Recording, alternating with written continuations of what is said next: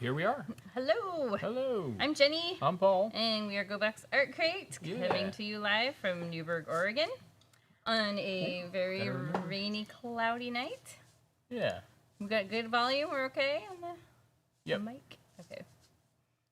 Yeah, so it's been very fall weather today and very cozy, and I just spent the day doing some cleaning and then watching a movie with my child. It was fun. Okay, we're getting messages that people aren't finding the video. Okay. So, hold on.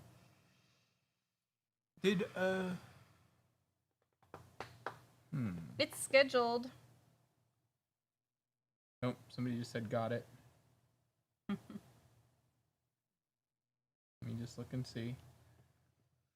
That was Sally. Yeah, it is. You had me schedule the videos on Gogh's live channel. Yeah.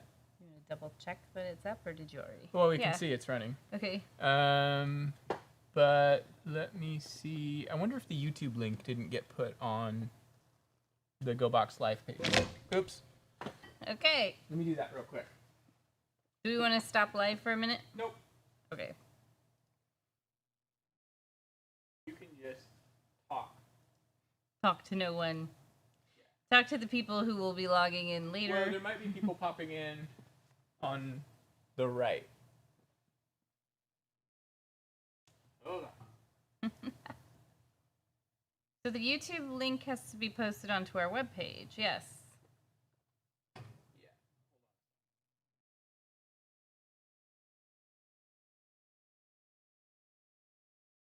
I'm just going to sit myself there. Wait. Are you dancing with yourself? Yes. Oh. Well, I will talk about all the fun things that I am doing this month. October is my favorite month for sure. Well, I love October and obviously December. Just October, November, December, the Burr months, and September. I love fall. And October seems to always breeze by really fast. So I made sure to schedule a lot of activities this month. And one of the things, tomorrow night, we are going to see Evil Dead the musical. My daughter's a huge fan of horror movies, and Evil Dead 2 is one of our favorite movies because it's like a horror comedy and very low budget, and it's a cult classic. And anyway, they made a musical of it, and we wanted to go, so I booked tickets, and I booked us tickets in what's called the Splatter Zone. So I think we get T-shirts to wear, and I don't know if maybe we should wear ponchos and goggles, but that should be pretty fun. We'll take some pictures. And then on Tuesday, her and I are doing a date night Halloween terrarium building class, so that'll be really fun too. And then next week we're going to the Oddities and Curiosities show, which is a big show in Portland where lots of people have booths that make funky little weird things and taxidermy, crystals. I'm trying to think of all the other things I've seen in videos. Lots of bones and taxidermied bugs, butterflies, that kind of thing. So I've always wanted to go to that, but I just haven't had a chance. And this year, we're going to do it. Are you getting that posted? Yeah. No, I'm not doing anything at all. You're such a... I won't even say. It's your fault it wasn't posted to begin with. Nobody said it wasn't. So, my hair, yes, it's kind of fun. It's actually just a color shampoo that washes out. And it's a little bright for what I normally have, so it's hard to get used to. And, but luckily it does just slowly fade out.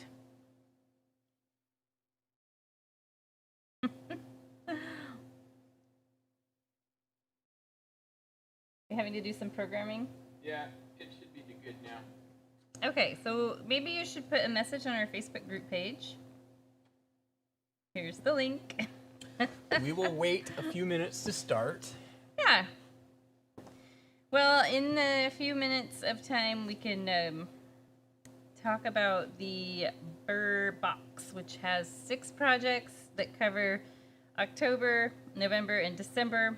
They're all seasonal themed, Like we've got, obviously tonight we're doing the black cat, which kind of goes along with the Halloween theme. And then we have, yours is Spooky Hallow, which I always thought it was Spooky Hollow, but apparently it's Spooky Hallow. And that's back there, right up there. That's kind of a walk through the path in the spooky woods.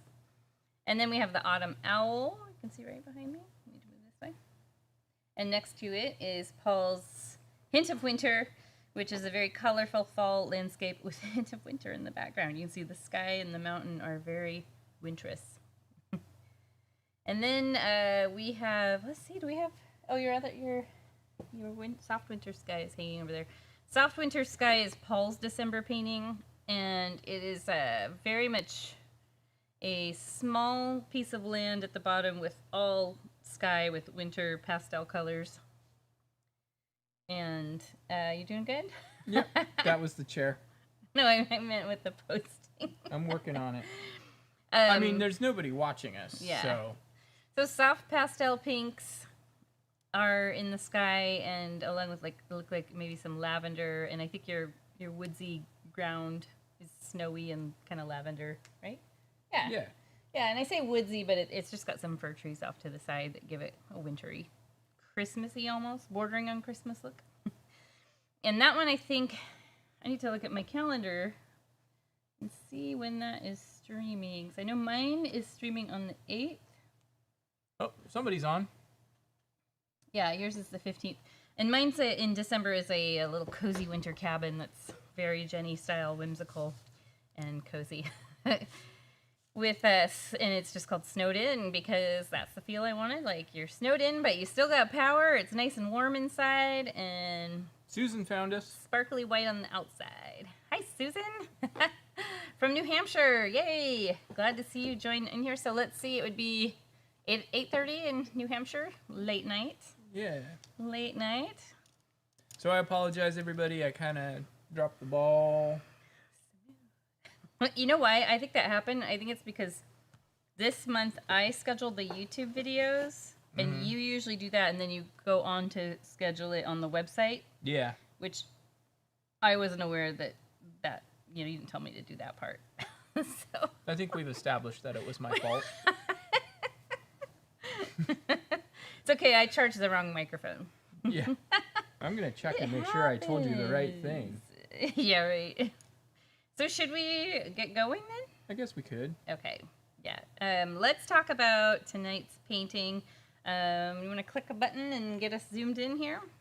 Yeah. Okay. There we Black cat, real cute. And I did tell you the right thing. He said the mics. Yeah, I was just... You were distracted. I was distracted. We had a guest over today, so... We're always distracted. Anyway, this particular painting was inspired by a really adorable TikTok of a cat that's staring, absolutely mesmerized at a lit candle. And I just love that TikTok. It's one of those ones that you can just watch over and over and over. And I knew I wanted to do a black cat for October and kind of tossed around a couple ideas. And then I thought, that's the cat I need to paint, and I'll just, change it up. So our cat is looking at a glowing jack-o'-lantern, uncarved jack-o'-lantern. Maybe the face is on the other side. It's just magical and glowing. The cat itself, the face is easy to draw. It's obviously just like these kind of lemon-shaped eyes, upside-down triangle for the nose, and the curved part for the mouth. But the tough part will be the shading, which is what gives it that more three-dimensional look that makes the nose look like it's popping forward. The cheeks are maybe back a little bit. This is grabbing the light. So it starts out, it goes through a really funky phase in step 3 on your step-by-step sheets. You can see that right there. It looks real crazy right there, but those highlights are important to have without the black behind them, so they're nice and pure when we go and paint the black around it. So we do have 4 people watching on... Great. The Gogh website. Okay. So. Okay. Hi, Sid. Hi, Marlene. Hi, Sally. Hi, Faith. Hi, and it is on YouTube now. If any of you guys feel like you need to switch to different stations. Now, where do the chats come in there for us to see? It's over here. Okay. looking. Where do you see it? Like, how do you know what people are saying? Nobody's saying anything Hi, yet. everyone. Nobody has said anything yet. Oh, okay. So if you guys on the right-hand side Well, how do you know who's online?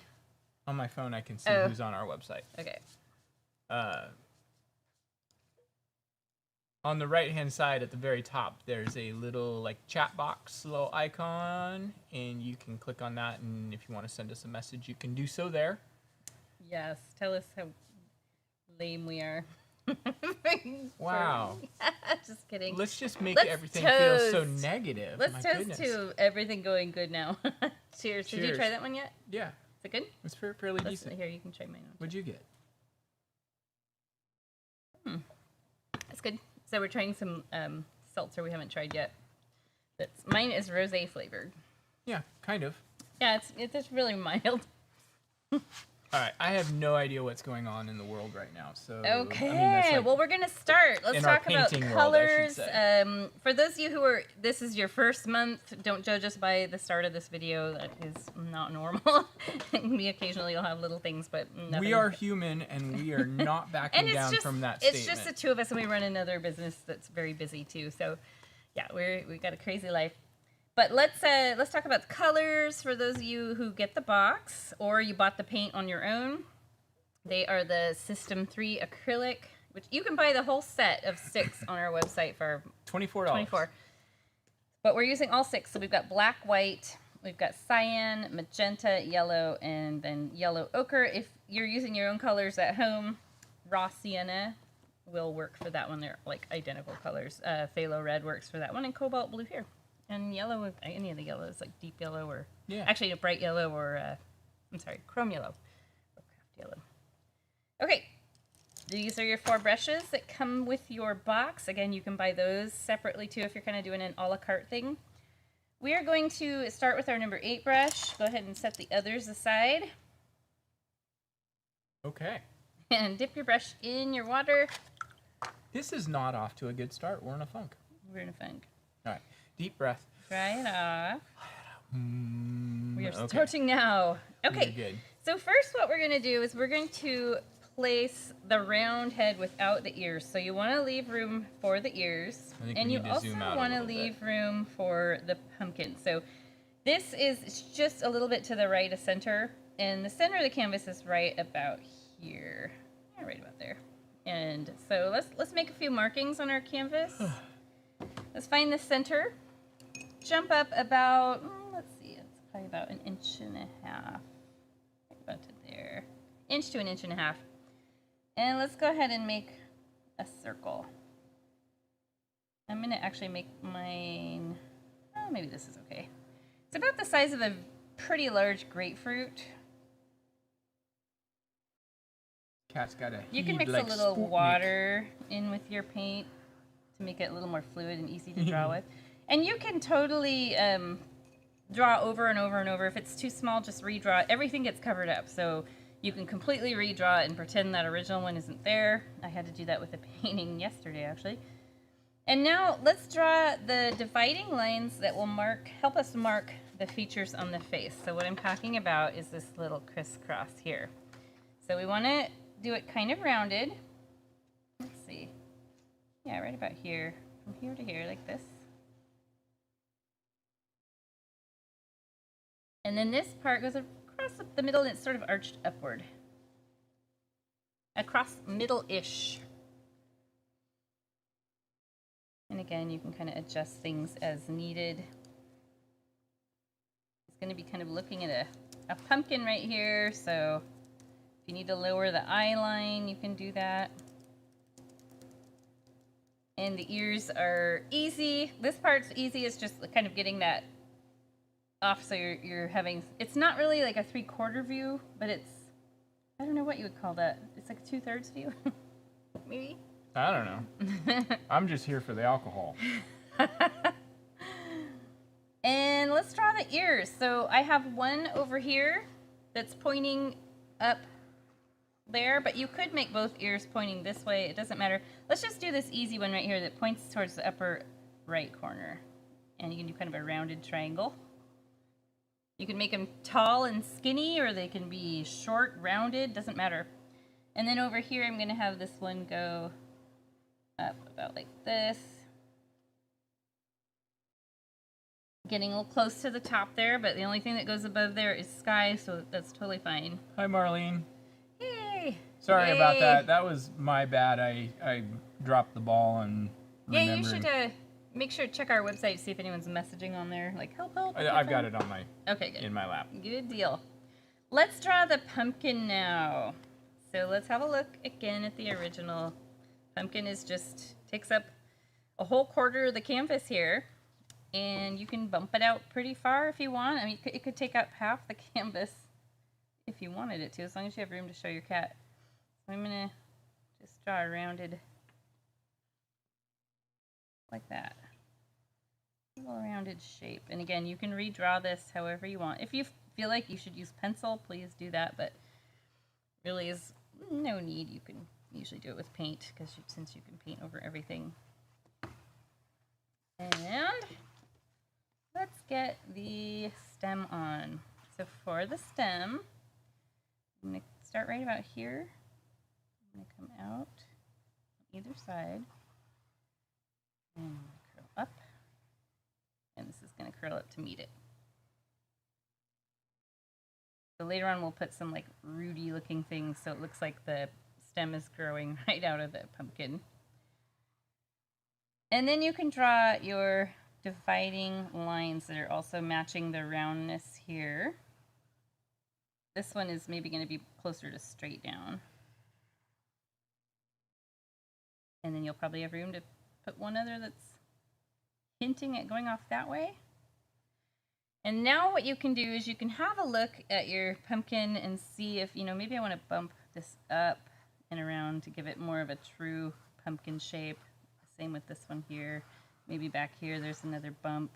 Because really you've just got these segments going around, and at the top they do sort of boop, boop. If you were to look down at the top of a pumpkin, you would see the ridges. All right.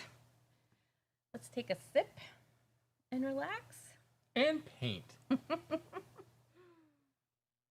You know what? We got to mention Teresa. Okay. Because we didn't do that. And we do need to mention Teresa. We do. So yeah, just finish up your stuff. Work on your pumpkin, and Paul's going to tell you about a very special person. We lost a very long time, one of our very first supporters of Gogh, and who is also somebody who, her and her husband Mark, supported us very much when we first started Gogh.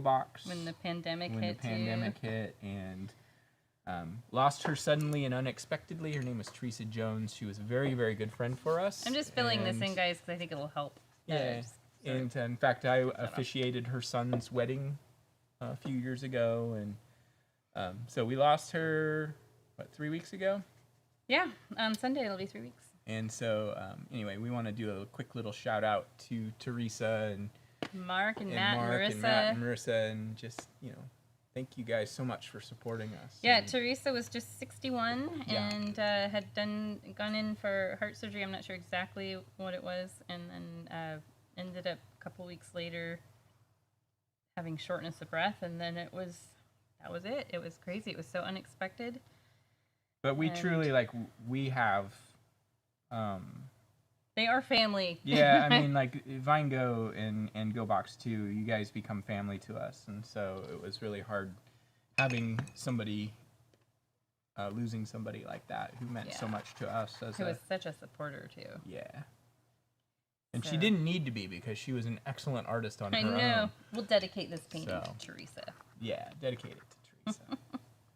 Okay, so let's move along. We're still in step 1, but we're getting close to where we're going to move on to step 2. The only thing we have to do right now is draw. So we were looking at, this is the inner part of the ear. This part here, so this is the back of the ear. We're seeing part of the inner ear. Cats can kind of twist their ears like that. This one too. Give it a little more of a 3-dimensional look. And now, I did color this in. I know I mentioned that real quick before Paul was talking about Teresa. And it's only because I had all these lines going through it. And I thought for you guys painting at home, seeing this online might make it feel more like a pumpkin to you because it was looking a little funny. It gets painted over anyway, so it doesn't matter that I colored it in. Now let's draw the cats. So this is kind of the shoulder. Let's look here. So we are on step 2 now. So see this, how it bumps out and then the leg goes straight down. Let's have a look at the original. Okay. What? I was making sure I was in the right place. So you can see right under the ear, like this cat doesn't have a skinny neck. It's right under the ear. It comes out like this. So this cat is kind of turned where this is really like, we're looking at its shoulder and its chest. The back and hip would be down here. I thought for a Halloween cat, maybe it had turned to the dark side. And then right here, so I'm curving in. Now I'm going to go straight-ish down. That's the front leg.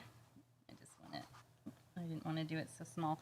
And then you can do the other side of the leg. If you have room, you might have it so it goes behind the pumpkin. I was sort of getting into that territory when I first drew that.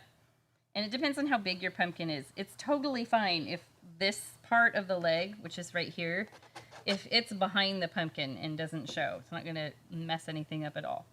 And now we've got a little bit of hip showing right here. So, you know, cats can have that hourglassy shape to their bodies. That's exactly what I've got going on here. Already looking a little bit like a cat. And over here, we're going to come down just a little, and this part's going to just kind of mirror image this and go off.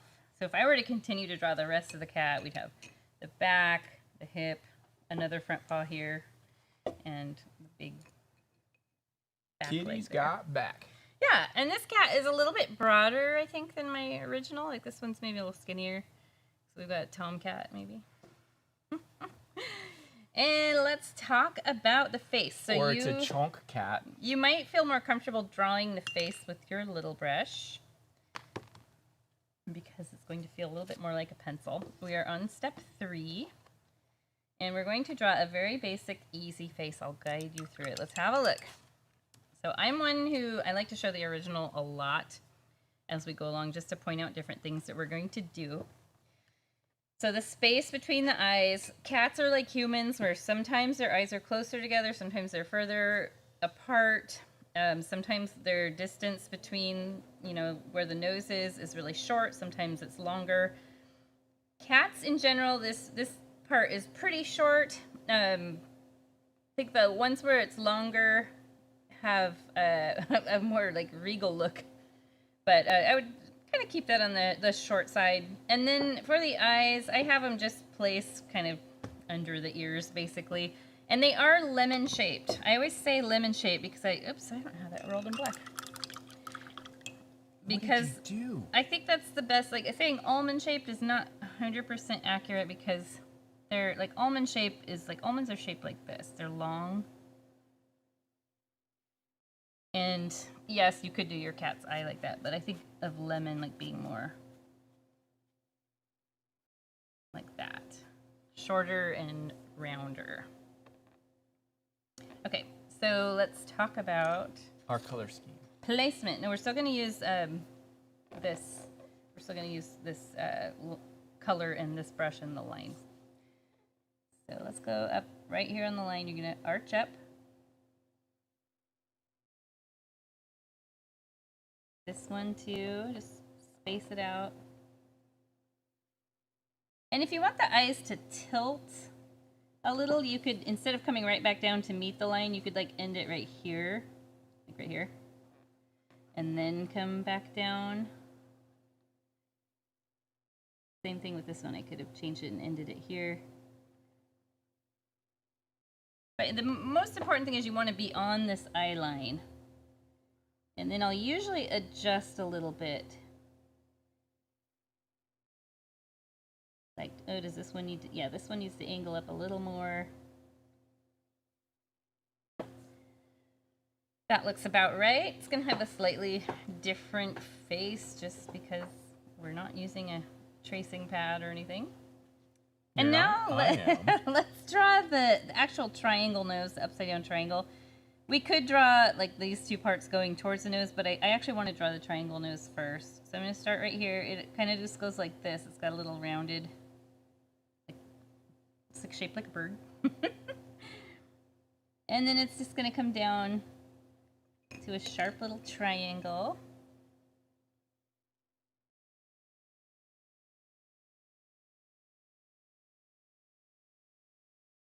Almost like a heart. It is a heart. Thank you guys for your condolences. That's very sweet. It's crazy as we've known them for 12 years. Actually, yesterday was our 12th year anniversary of being in business. So cool. That was crazy to see all that on Facebook because we literally just got our old studio space back as part of a different group as our nonprofit. I think we talked about. So remember the videos we used to do with the brick background? Yeah. So we'll be back in there doing some live painting classes, which we're pretty excited about. It looks like I've gotten some. We're going to continue doing our videos here. We'll continue doing the Gogh videos like we have been. Yeah. It's not going to impede with those at all, but if any of you guys who are local, we'll be posting about those. I'll share it on our Gogh thread. So that's pretty cool. Okay, so now I'm going to follow this eye line down to the nose. And then this one too, you can kind of just do a sketched in line there. The face could be an owl. Take out the take out the ears and you've got an owl. Oh, I got Daniel's requesting a link, so. Okay. And now have a look at your cat's face. If you feel like the nose ended up getting too long and you want to shorten it, just redraw it. Scooch it up a little bit and redraw it and just, ignore the one behind it. Just make sure that when you go to fill in everything that you're using the new nose. So you can totally do that. And I will draw the mouth. So they have a little short line that goes down, right down from the bottom of the nose. We're going to follow this curved line. And you're going to go up. Now you can give your cat a nice big smile if you want. And match it up on the other side.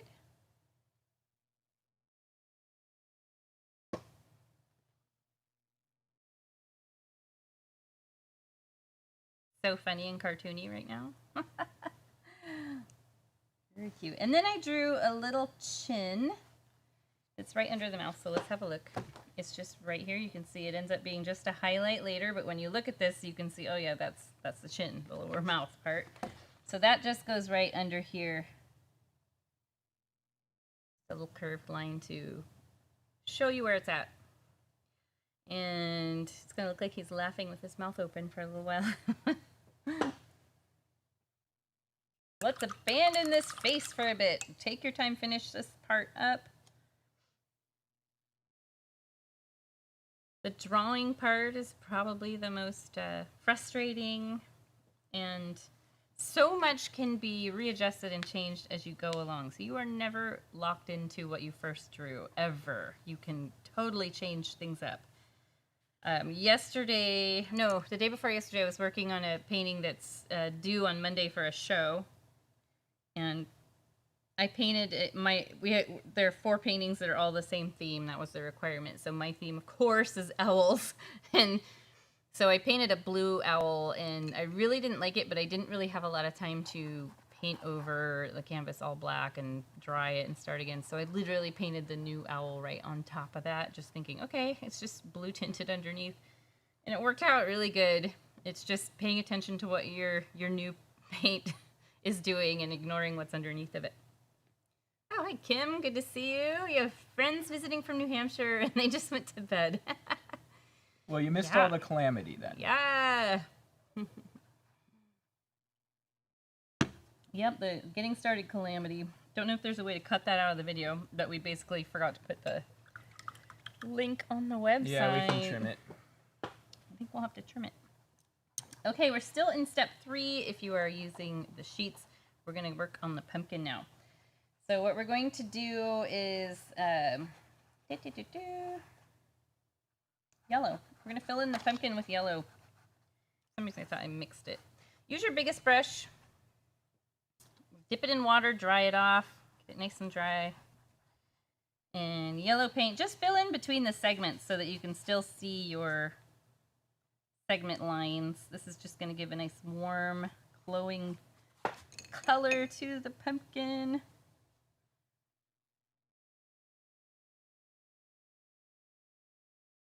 And don't forget your little segment pieces back here if you have any showing. So for those of you who just logged on, I know when we first started we had nobody on because nobody could find the video. So I was just fault. chatting in cyberspace just in case. We ended up, like, I don't know if Paul will remember to trim it or not. I might try to remind you. But anyway, we were, just chatting about this pumpkin here and the painting, how it developed. And it's from a really cute TikTok of a cat. Some of you saw it because I posted it on our Facebook group page. The cat is staring fixedly at a lit candle. And it's just got this very intense expression on its face. And it's so cute. I just had to paint it. I just thought it was the cutest thing ever. And I could show it on my phone if it will. We can zoom in later. Let's see here. Mix a small dab of magenta and yellow ochre into the yellow to warm it up. Looking here. I was reading this earlier. It's been such a long time since we designed the paintings so far in advance now. So we're gonna scrape off a little yellow ochre, dab that in there, and then a little tiny bit of magenta. Now the magenta's gonna go a long way, so we just want to warm it up so where it's almost bordering on orange, just a really warm gold color, goldenrod. That's what we want. And we're gonna fill in the eyes with that color, unless you want to do your cat with different colored eyes. But first, I've got all these lines going through the eyes, so I'm just gonna paint white, just a really thin coat of white over those, because I know that that yellow paint is not opaque enough to completely cover these outlines. And same, if you need to do that with the nose, you can too. Let's just go ahead and do that. We're gonna change, excuse me, we're gonna change a step around here. So you can still see the lines, it's okay to still see them. Keep your germs away from me. I'm joking, I kid. All of this gets black, so we don't have to worry about like that, and that, but just around the face. If needed, you may not need that, especially if you use pencil, maybe you don't. I don't love using pencil with canvas because it smears all over the place. Sometimes that's a cool thing, and you might think, oh, it adds some cool shading, but it's not always a good thing to have that gray smeared in there. Oh, what do we see? New Hampshireans are connecting.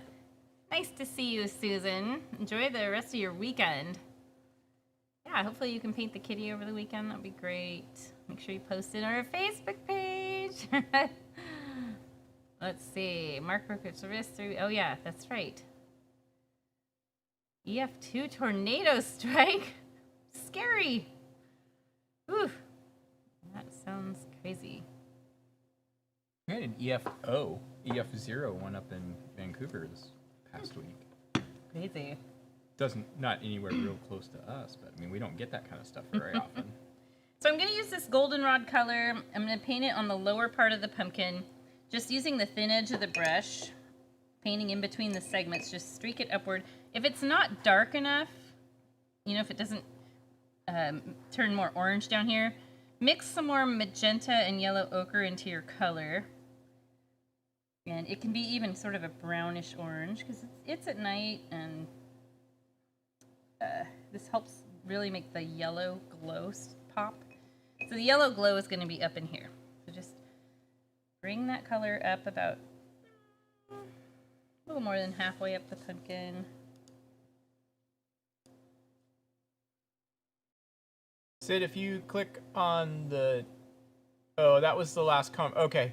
Oh, Sid, so Sid's kind of new back. Yeah, that's right. We have 2 live streams going at the same time. So we have a live stream on our YouTube channel as well, but it's not a publicly listed one. So if you hear us talking to Kim and Susan and Marlene, it's because they're on YouTube, and you and Faith and...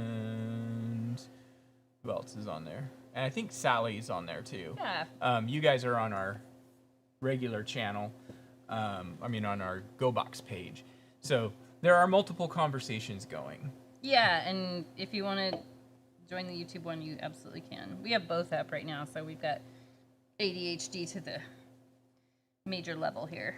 So I'm just, what I'm doing is I'm using this color to redarken some of the segment pieces. Down in here, maybe it won't show up as much, but we can fix that later. We can make it show up more later. Or you could add a little magenta to it.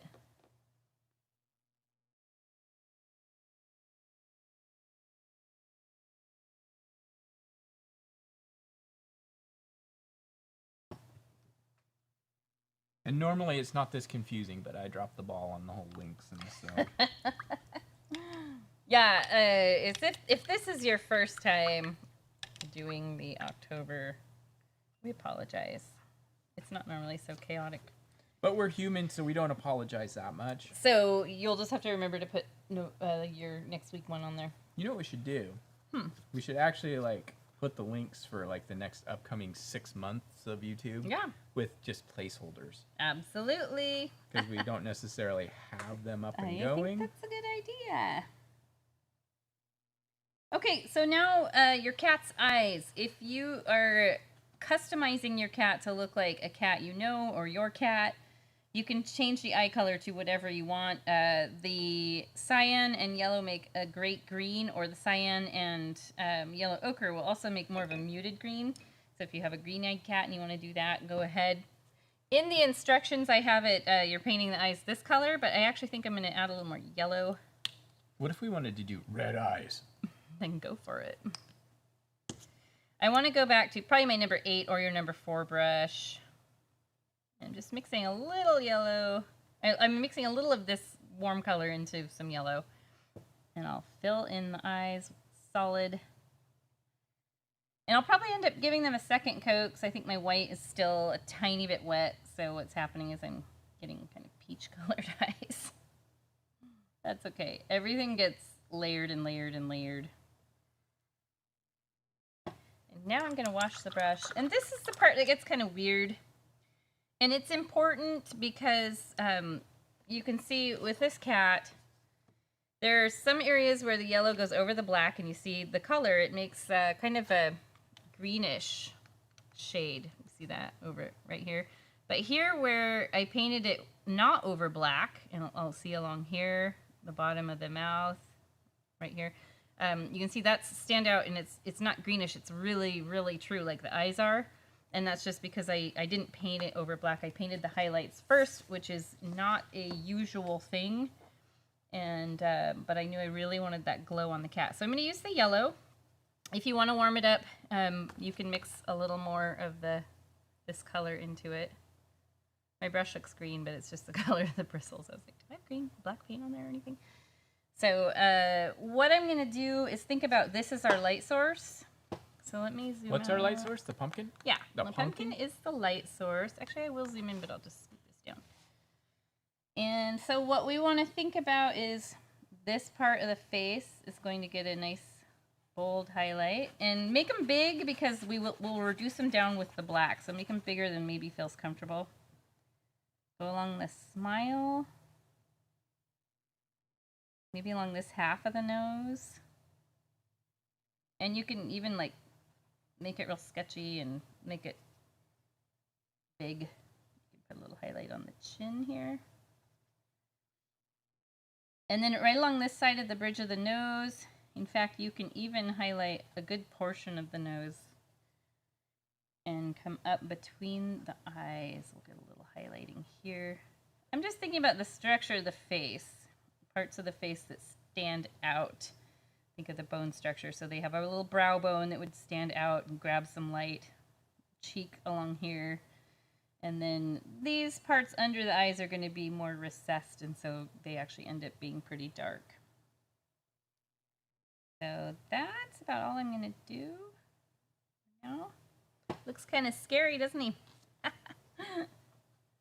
We could get a little yellow highlighting on here too. Let's do it. I don't know that I did that on the original, but this for sure would grab some light And later on we paint highlight over that part of the neck. So we're going to zoom out now. Clean your brushes off.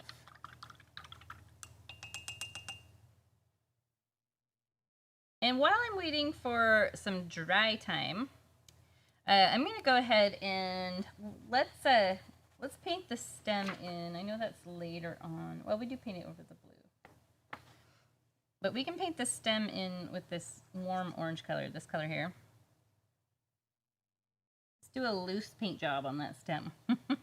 Because when we paint the background around it, some of it's going to inevitably end up getting covered.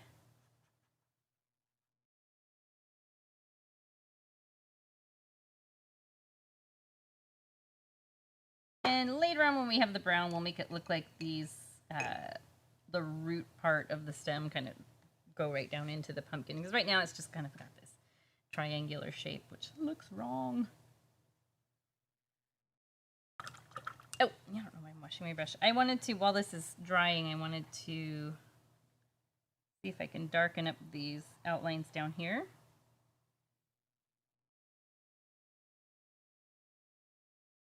So I just mix some yellow ochre and magenta.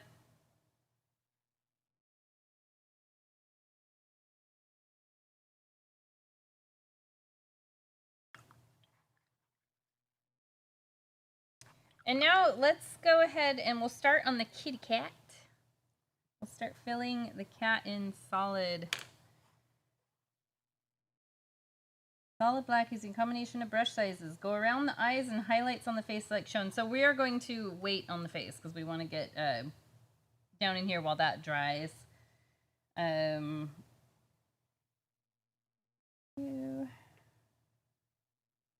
looking here. Things change a bit, as you guys know, from these to painting it live, and a lot of it's just dry time.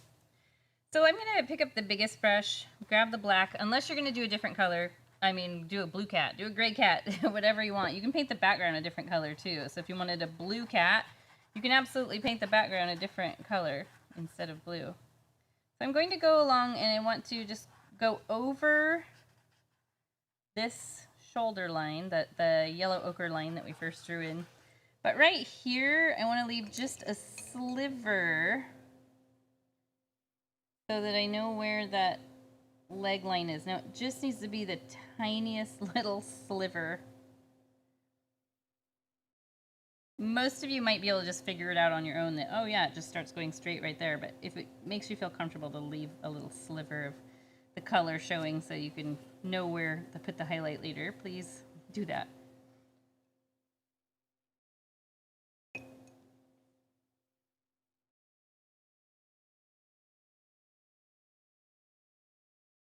There's something very satisfying about just painting this black right on here. You're going to go over the bottom round part of your cat's lower face. You know that's going to feel weird and it's going to look really flat-faced for a while.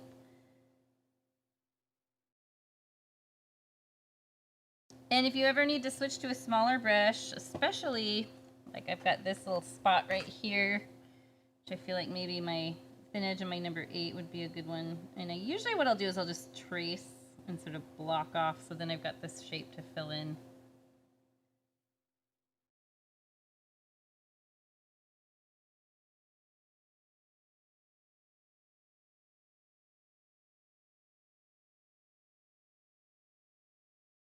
Looks like he's wearing a really tight turtleneck.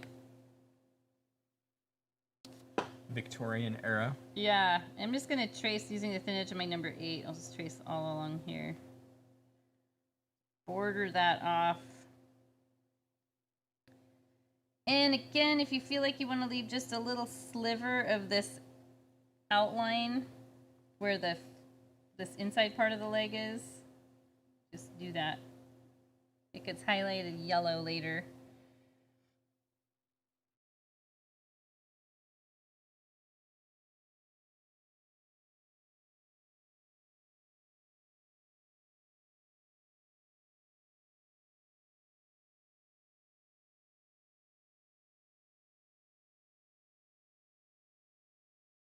do.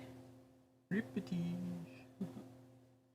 I was mentioning earlier when nobody was online that tomorrow night we are going to a musical, and it's a, if any of you guys have ever watched the 1980s movie called Evil Dead 2, it's a horror comedy with Bruce Campbell. We are going to Evil Dead the musical. And I bought tickets in what's called the Splatter Zone. That kind of frightens me.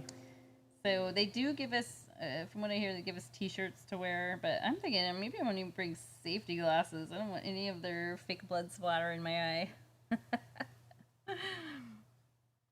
I'm going to paint the ears now. I want to point out that I wasn't actually consulted. You were told. You know, you would not have me go just by myself with Greta. No, for sure not.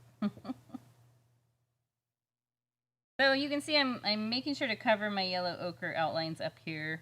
The only place that I will leave them is areas that I know I want to highlight later without losing them.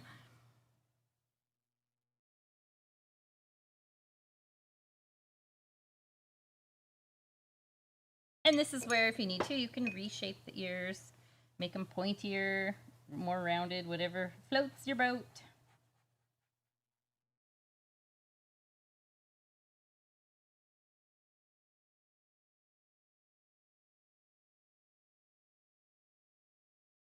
I've got a little spot where I overlined with the yellow ochre. You can see it there, but my blue background's going to cover that up. And let's go ahead down here. I'm just looking. I think I painted the inner ears black when I first did it, and then was like, oh, I want to paint the inner ears a different color. So we'll just leave them white for now.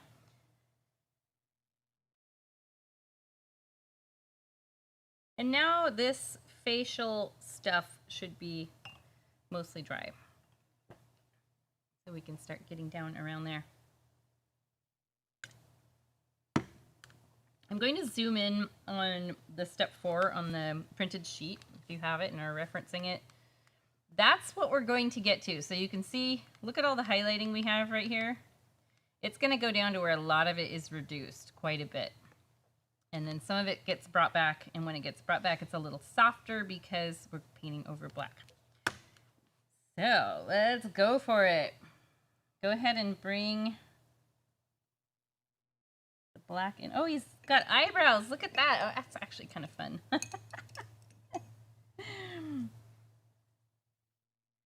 In my original, I can see I didn't actually, I painted over a lot of the eyebrow, but as I was painting it earlier, I thought, you know, they're going to have a little ridge that gets highlighted there. So we'll leave it and see how it looks.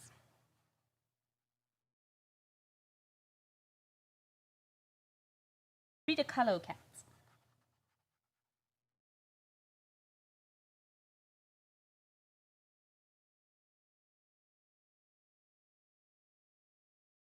The top of the head can be rounded or it can be more flat across. I know I've had lots of cats over the years growing up, and some of them have had really big, broad, square heads, and others have had really round, dainty heads.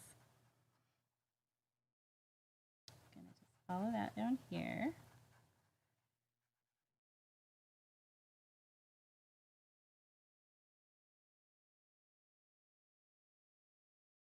And if you need to use the tiniest brush to get around the eyes, you can. One thing that will be helpful is I did dip my brush in water just now, and I'm just going to add a little water to the black paint so it's more liquefied. It's not like where it would drip off the canvas, but you can see it is thinner, so when I brush it, it's going to start separating like that. You see all the little bits blooming there.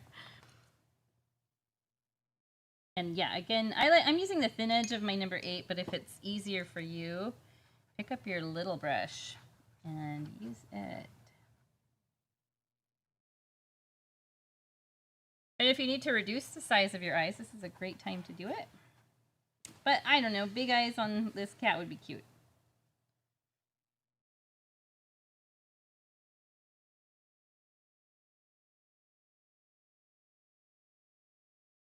Just outlining them right now.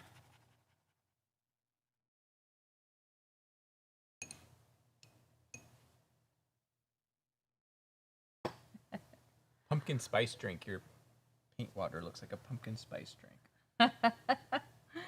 It does a little bit. Oh yeah, that's what Mark said. Yeah. I thought you were saying that. No. It does. Look at that. Pumpkins. It's kind of mustardy right now. Maybe a few steps ago. I don't know. Are you guys pumpkin spice lovers? Greta goes absolutely crazy. Like, she's one of those that they make the Starbucks people make fun of behind her back.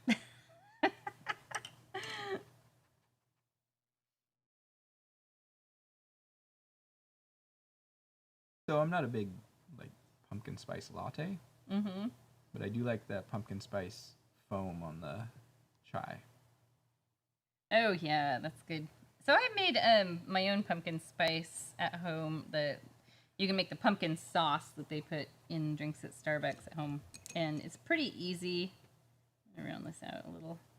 It's like canned pumpkin pie spice, and sweetened condensed milk. It was really sweet. The only thing I don't like is that it's kind of, because of like you'd have to really strain out the pumpkin and the spice with a cheesecloth because you get that real gritty texture, which is not necessarily what you want in coffee. I thought they didn't use any pumpkin in the actual pumpkin. Well, I don't know. The copycat recipes I found online do, but then some I've seen don't. So I guess it's hit or miss. So I'm making these highlights quite a bit smaller.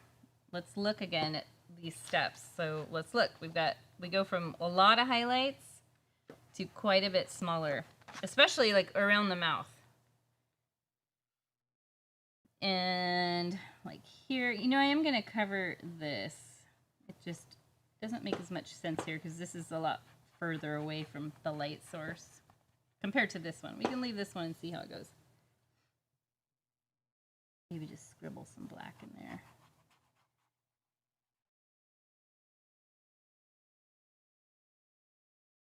So this is the one part of the painting, again, it's kind of weird. I apologize for that. I don't normally put paintings together this way, but I really felt like I wanted that pure highlight, which looks so cool right here. I don't know if you guys are, if you like the vintage Halloween decorations, but the vintage cat was very inspiring to me, and I looked at different pictures of the vintage Halloween cats when I was designing, knew I wanted to paint a cat painting. And I loved how some of them have the really bright outlines of orange and yellow on the face. So I suppose this was inspired a little bit by that.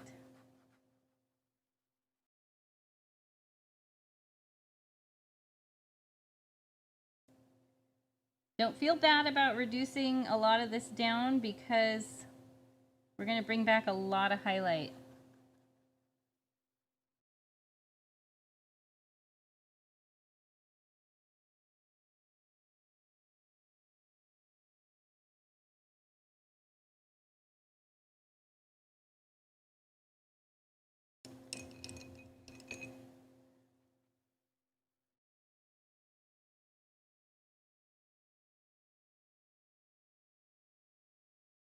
I told Paul I was a little nervous about teaching this one because of this part of it. Because it's just one of those paint steps that, as a newer painter, can really hurt your brain a lot. The development aspect of it? Yeah. Yeah. Comes together kind of messy. Just weirdly, I guess. Maybe that's a better word. What you should be left with is a cat that you can still see smiling. The nose looks very weird. And you know what? As I'm painting along, I don't really like this yellow above the eye, so I am going to just completely eliminate that. It was just a little trial. And we're going to leave the face alone for a minute. What? Let it dry. Look at that. That's crazy looking. Crazy looking. But look how those eyes really stand out.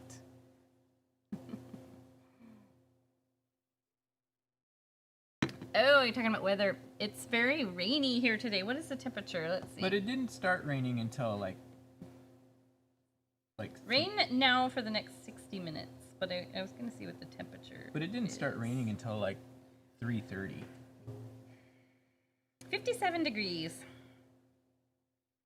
I'm going to pull up the TikTok now and zoom in.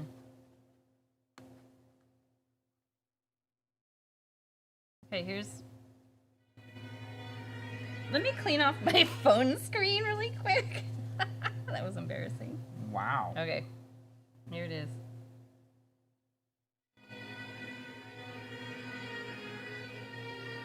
You see that? That's the cat. Look at those eyes. Just mesmerized and very psychotic looking. Look at that eye. Look at the highlights around it. So cool. Okay, that's our inspiration, guys. Sometimes all it takes is the right TikTok, the right Instagram post, whatever. Inspiration can be found all over the place. All right, I think we are officially on to, nope, we're still on step 4. We're gonna fill in the ears. What do we do here? Let's see. It even says on the instructions, it will look funny for a while, the face. So we're gonna mix a muted pink with magenta and cyan, a touch of white, and a very small amount of black. So we are making just a muted, smoky, kind of mauve purple color. So magenta, cyan, yeah, that's going to get you your purple, a little white, and a little black. Let's use our number 8 brush.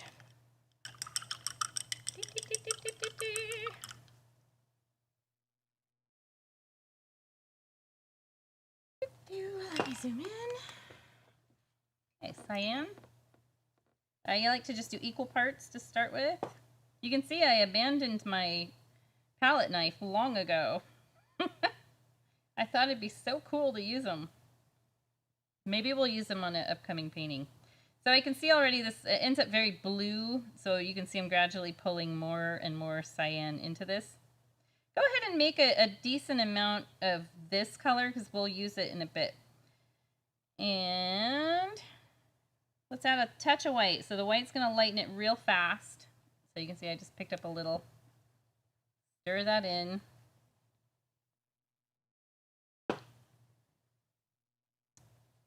Now this is a good color that we can use later for, let's see, that goes along the side of the cat here on the, actually not on that leg. It goes along here.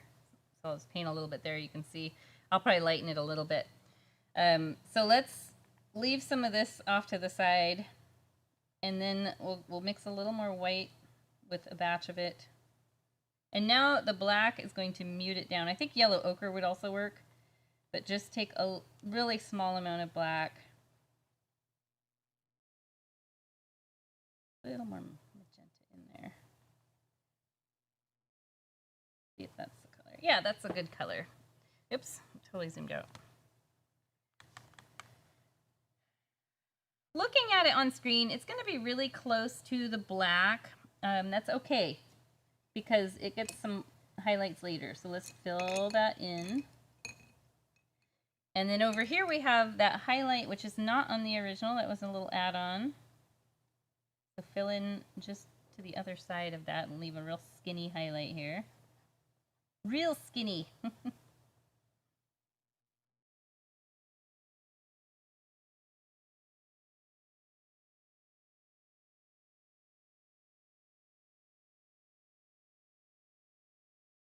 Cool. Don't know what's going on there. Obviously drag my hand or wrist or arm through something. And let's get some purple on the body. So I had this one that I mixed, and then we took over here and we added a little black. I'm going to wash my brush and go back to this more pure purple mix. I want to add just a little bit more white to that. I don't want it to be lavender. We're aiming for kind of a dark, something that will show up on the black, but still be dark. So we are going to come along, let's just start with going along here. Let's have a look at the original first. Okay, this has pink on it, which we add later, but underneath this, you can see the shades of purple, especially you see it down there. And that's where we're gonna aim towards, and we actually put quite a bit of purple on the cat to start. Let's come down here. I'm holding my brush pretty far back, and I'm gonna make mine just a little bit lighter, just so that you guys can see what I'm doing. So you don't have to make yours lighter, but I'm noticing as I'm painting it on, it's not showing up on camera very well. So I made mine just, does that show up? I think part of it's the glare. Yeah, there we go. So coming along here. If you like the look of this lighter color, you absolutely can do it. No problem. So what this is backlighting. And we would definitely want to put a little bit along the ear here. So you'll leave just a skinny little bit of black. You can see that little skinny line of black in there.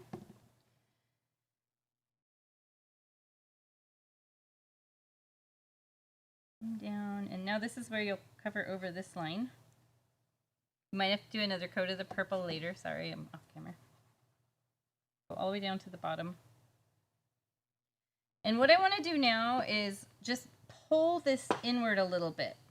I don't have a lot of paint on my brush, so I'm wanting it to just sort of run out of paint. Almost like we're shading. And that is technically what we're doing. We're just shading with a lighter color than what's on the body. And you can just sort of, you know, brush out the edges a little bit just to blend it. Oh, so our feed on the website? Yeah. Doing something funky? Yeah, I'm just going to click refresh real quick. What is it? Locked?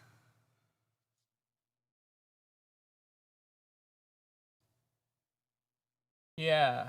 Locked up? Yeah, it did, but if you just click refresh... If you click refresh, you'll get the spinning wheel of death that we have right now. Well, no, that's why it was. That's why I clicked refresh.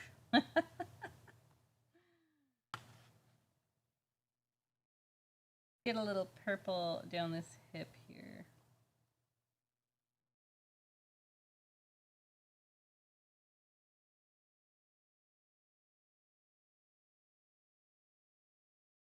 Almost feel like maybe what we need to do is just do YouTube only. Yeah, we don't get a lot of viewers on the... In fact, usually every video we have no one on the website. And today I know we do just... Actually, Faith is on here sometimes. Yeah. But today I know we have a few just because no one could find it on our YouTube channel. We didn't have the link posted. Right. Okay. So now we want to figure out where this side of the face is. Right here. See that? It's a little highlight. So the face itself, this part of the face, is a lot smaller than the area I've got here. And so we do want to work towards that, making it a little smaller. So this is going to just kind of lining up with this part of the ear, this part of the inner triangle of the ear, and come down. And I'm just going to curve inward just below here. You can kind of figure it out if you feel like this cat's face is too skinny. Just bump this out a little bit and make it a little more rounded. But what we do want is we want a strip of black between this highlight and this highlight to define it.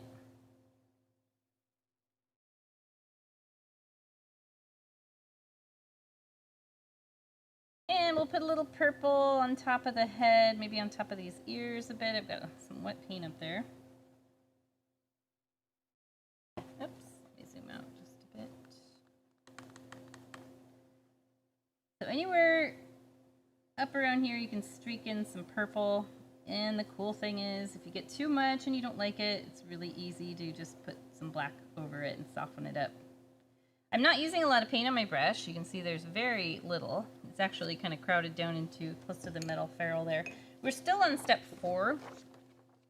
Right here, we're just adding the purple. And in fact, it says on here, we'll shade above the cat's eyes and the brow area. So right up in here. This was the area I tried to leave yellow earlier, just thinking it would look cool, but really, I think we just needed the purple. And I know the glare is making it a little hard. Maybe I could tilt this up just a bit like that. So top of the head and top of the ears. Think of this as just adding expressionist color. But we're also just sort of forming, by doing that, we're sort of forming the bone structure of this cat too. So we got the left side of the cat and the leg, the hip. Daniel's in the house. All right. Let's add a bit to the face in the non-yellow areas. I know you guys will want me to zoom in for this. Let's have a look at the OG painting. So I do end up putting a lot of purple and pink in here, but for now, if you were to strip away all of this yellow and all of this pink underneath, you would see some purple. So I'm just gonna put that on the face. Down around the outside corner of the eyes, like so.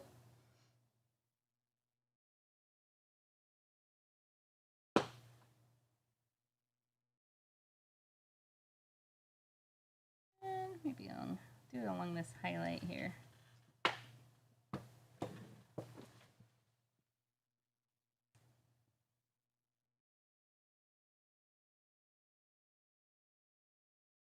This is such a dark color that pretty much anywhere that you feel like you'd like some purple to go, you can put it on there and it's not going to affect, it's just basically it's how you would highlight a black pet. And I can put a little purple down here and maybe along here too.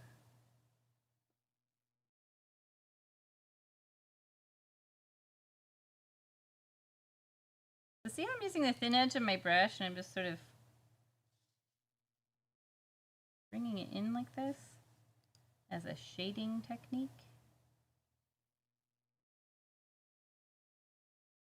Anywhere you want like a more highlighted purple area, just give it a second coat. So like right here, this cats have this little ridge under their eyes. And they have their little ridge in their brow bone area. So giving it a double coat there is not going to hurt anything. It's actually kind of nice.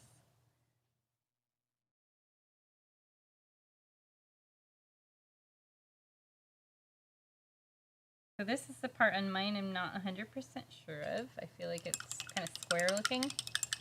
Looks like my old gray cat I had years ago. But I can touch that up with a little black and just round that in a little more.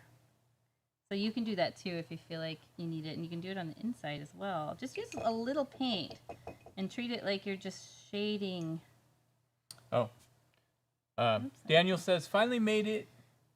Though truthfully, Paul sent me the link and I listened to it on my way home like cool. It was a podcast. A podcast.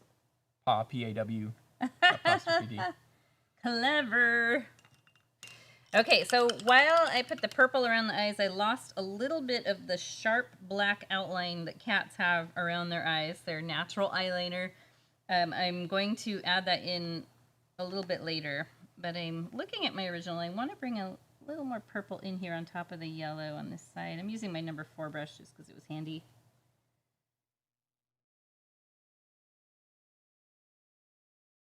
And for the nose, you can paint it any color. You could have it be a black nose. That was kind of my intent here, was it was a black nose. It's just highlighted by everything. But you could do this muted pink that we did earlier on the inner ears. I might add a bit more black to it. I think that's a good color to use for the nose. And we'll be adding highlights back in it too. Let's have a look and see how that looks. It's pretty dark. Maybe I'll add a little bit of white to that. Jumping all over the place. The cyan, as you guys are probably learning from working with the paintings, it's with this new paint, it's a very, very, very potent color. Have you found that too, Paul? Yeah, I like it. Yeah. So sometimes that's great. Sometimes it's kind of annoying. In this case right now, it's a little bit annoying. So I was really aiming for a kind of a dusty mauve, which is pretty much what I have right now. And I'm just going to fill in the nose with that. The nose ends up being kind of heart-shaped. Cute. Use your smallest brush if you want. I was using my number 4, but it's kind of blunt edge for filling in such a small thing. And now we should be able to move on to step 5, which, as we know, has multiple steps involved. Let's have a look. Do we know that? They know that from experience painting with us.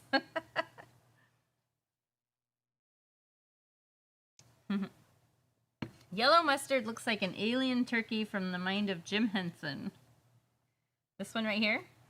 Or oh, this one. Yeah, you know, I can see that. You've got some serious talent with your pareidolia. Okay, so now we are going to add the pink to this, which I feel like really helps bring this to life. Have a look at it along here. It is, it's not the straight from the tube magenta. It's got a little bit of white into it. So in fact, step 5 says, mix white and magenta equal parts with your number 8 brush to make a raspberry pink. And here's the picture. Look at that. Add this color to the face and noses shown, painting over the yellow parts with a thin enough coat that the yellow shows around a bit. So you can see I did. I painted that pink right over that bright yellow, except for the eyes that we left on there. And we'll detail the inner ears and around the eyes a bit with this color. So let's go for that. We can do it. Pretty color. And we're going to make it right now. So that was equal parts magenta and white. Number 8 brush is the one I like to use here. I've got, my magenta is a little polluted with blue, but that's okay. So I just try to get the equal amount. I think I got a little more white than I needed. So I'm not wanting a bubblegum pink. I'm wanting something darker than that. Just got a little carried away with the white.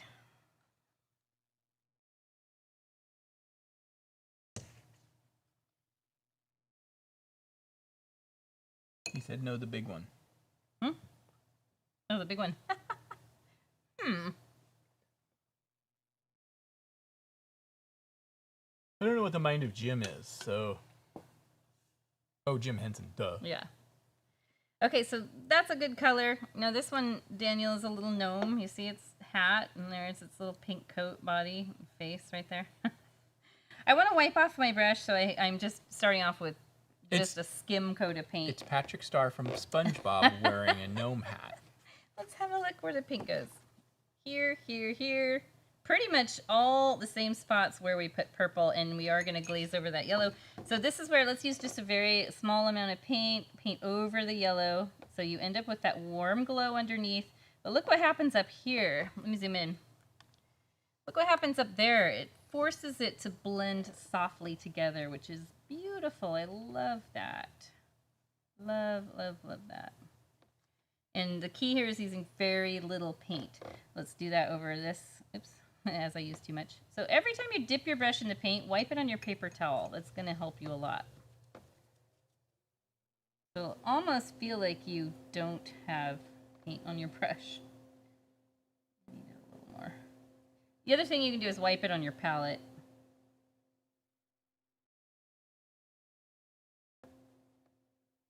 So this feels like I'm really having to work to get the paint off my brush.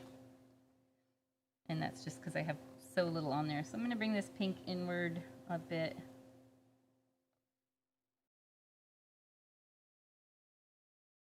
Scary looking right there.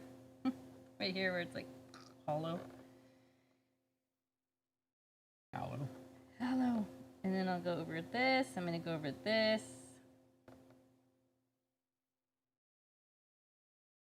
Everything but the eyes. Everything yellow but the eyes.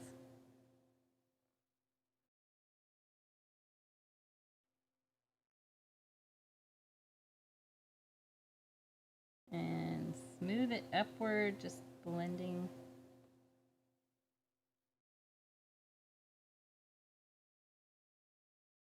And when I said detail the inner ears, just put some streaks of that color. I'm sorry. Just looked up. Put some streaks of that color in the inner ear area. And then we'll get some across the top of the head. Across the top of the ears. Just in and around where your purple already is.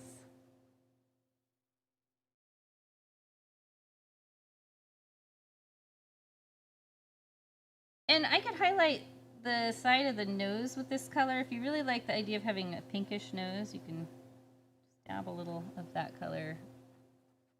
Highlight like half the nose. Soften the edge of that.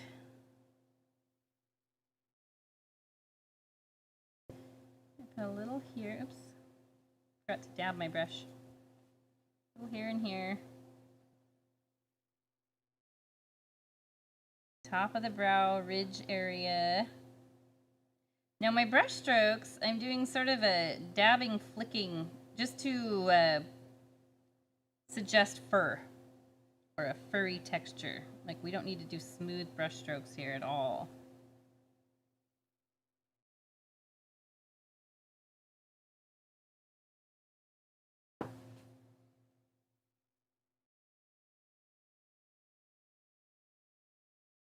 My cat has a little bit longer space between its nose and mouth, I'm noticing. It's funny how that can change the way the face looks. I feel like I want to do a second coat of pink over this yellow just to tone it down a little.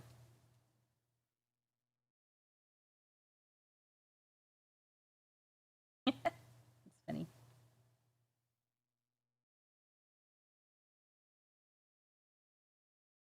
He's a little scary looking right now. Not gonna lie. What do you think, Paul? A little scary looking? Maybe. Mine is.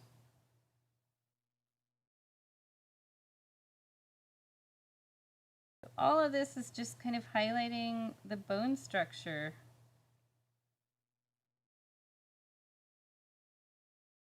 Underneath all that fur, they really have. Okay, I feel like I've got enough going on the face and the top of the head. Let me zoom out. And we will go down now and add a little bit of pink throughout the body on this side. So you can go right in around where the purple is. And if you feel like this is too light, you could try doing, because we already have the purple on there, here's what it would look like to add just the magenta. So you can see it's just a more vivid color. The white just makes it a little more pastel in tone. You could do a combination of both. It really doesn't matter. It's your painting. I'm just here to guide you through suggestions of how you can do it. And again, the cool thing is you can always touch everything up again with black. If you felt like, oh, I really overdid it, I'm screwed. You're not screwed. We can just touch it up with black. Let's come down here.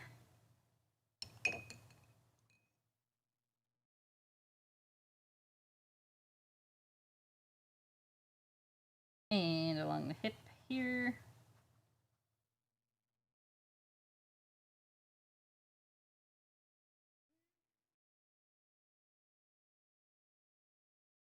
If you feel like any of these other areas that were yellow originally need a little more softening, you can add a second coat of the pink in there. And we're going to actually add yellow back on top in a bit. Looking good, looking very Halloweenish, and he's looking sinister, but also like there's some three-dimensional quality going on there. If you feel like you want a little more on the inner ears, like maybe your original inner ear color just sort of dried and got too dark, mine definitely did, you can kind of redefine that original little triangle you drew in there. It can be pink.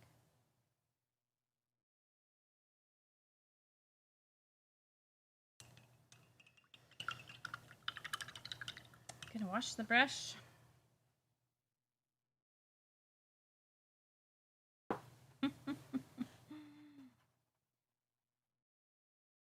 It's a naked sunburned gnome at Beacon Rock. You got it. There you go.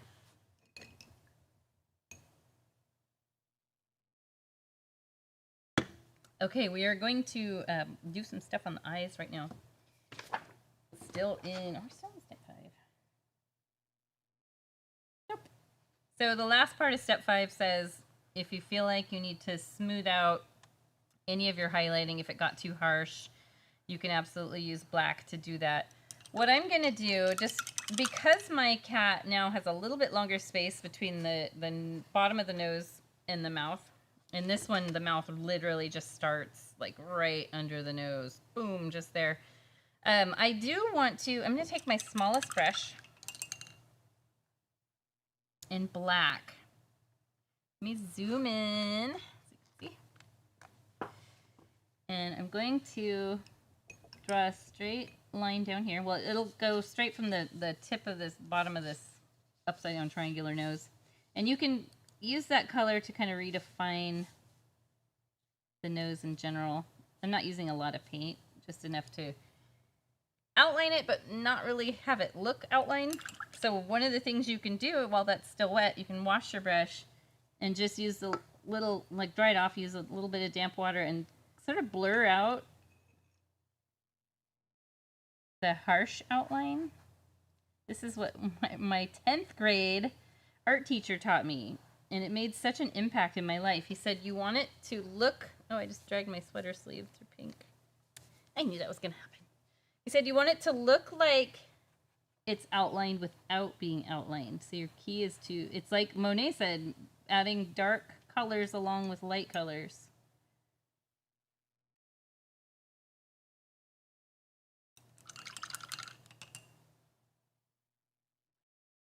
Okay.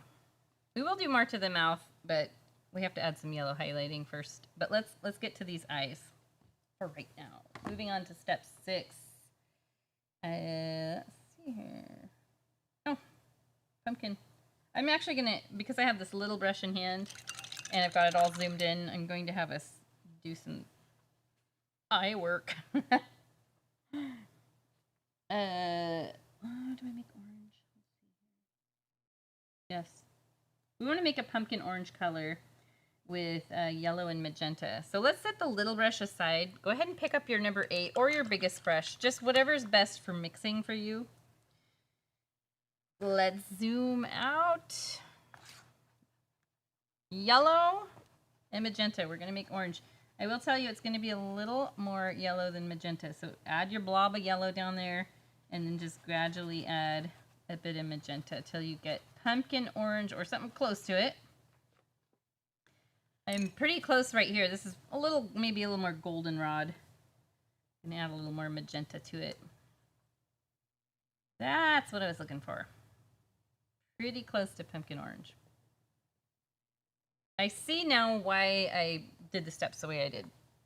So I know I said we were going to work on the eyes. We will do that in a minute. But what I do have us do is we're going to shade the lower part of the pumpkin, bringing the color up so we're left with just a small amount of the original bright yellow at the top. So let's have a look.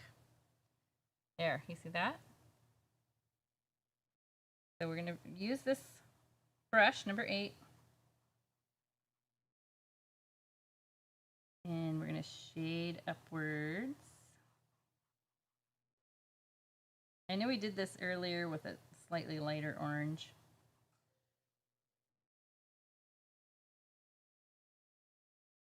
I can't wait for the soul-crushing eyes to be fully formed. Yes, they will be soul-crushing. Definitely. Now, if you feel like it's easier for you to use the largest brush, you can. Because this one does run out of paint pretty quick. In fact, let's see how that works for me.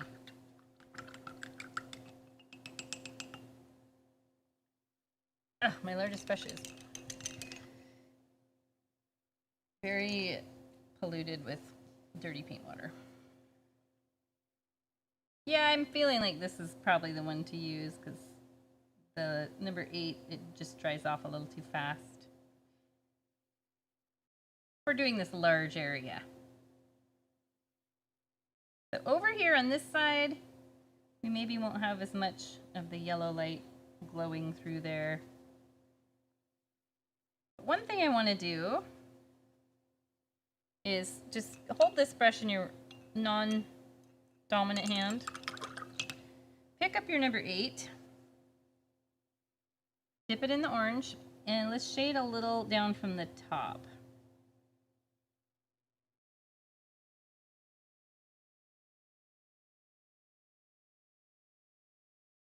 So really our light, glowing light from the pumpkin is coming out right here. And then I want to soften this part. So see this transition? It's just really rough there. So let's take our biggest brush, clean it off, get all the orange off of it. And it is probably best to do this while both colors are still wet, but I think it would be okay to not. Dip it in the yellow, and let's just start in the yellow area and work outward, just glazing down into the orange. And you see how that just softens that right up. So look at the difference there to there. This one's a lot more softly blended. So start in the yellow area and just work your way outward.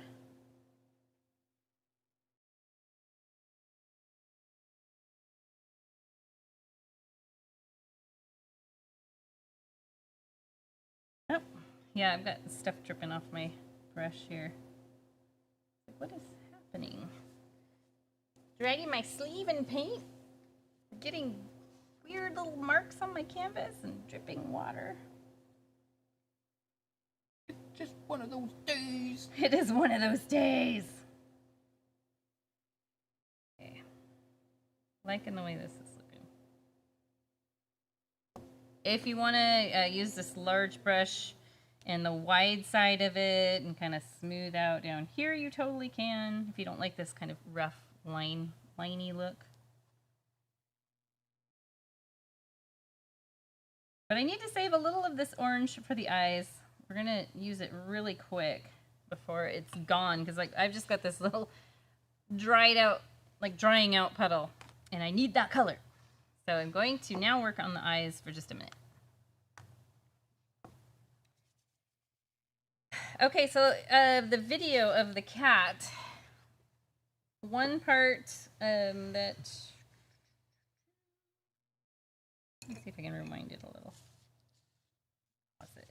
There's a good spot. Pause, come on. Oh, I see. Okay, so look at the eye. Look at that. You see this darker color around the pupil, and it's kind of around the edges too. That's what we're doing right now. So the pupil I'm going to have you paint on right now should be larger than the pupil ends up being at the end of this painting, because we want to leave this little outline. Now, if it doesn't end up that way, you can always paint the outline later. But Kim, I don't know if you're still on here. I think maybe, I know it's late over there. I know you wanted to do a cat that's maybe a little less sinister, and I think one way to do that is, let's do a couple cat eyes here. They're going to be totally abstract.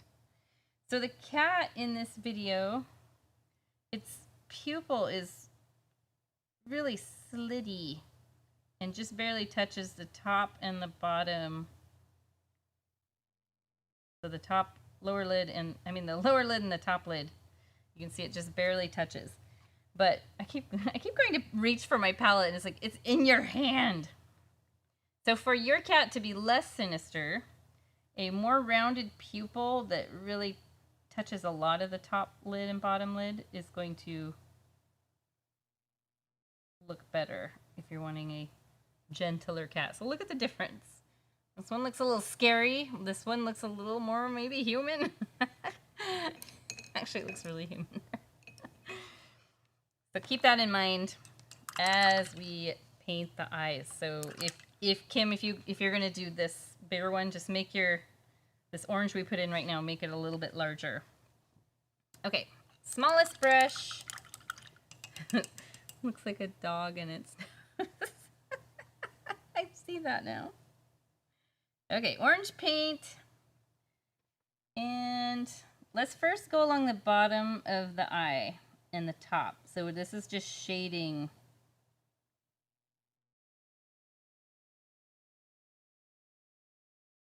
Ugh, I've got too much water on my brush. You're a hot mess. I am.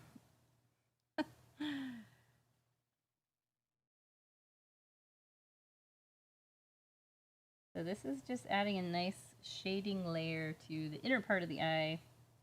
And for extra credit, you could take, just wipe your brush off. You could take yellow, just a little bit, and haze out the edges so you have like a smoother edge. Kind of like how we blended this in. Just doing that on a smaller scale. Already that makes the eyes really pop. And now for the pupil.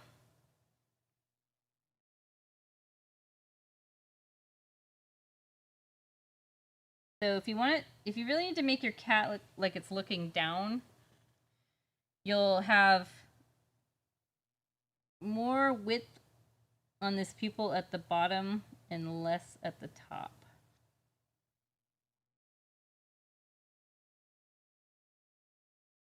My cat's head was tilted a little more upwards than the original, so I felt like this is what I needed to do to make it look like it's actually looking down at the pumpkin. Now this part is not as important as the black part of the pupil, so don't stress if you didn't get it quite right or the shape of yours isn't exactly perfect. It's totally okay. It's just shading.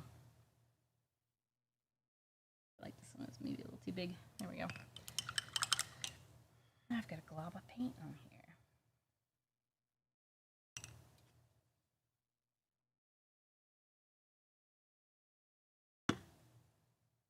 Okay. Good deal.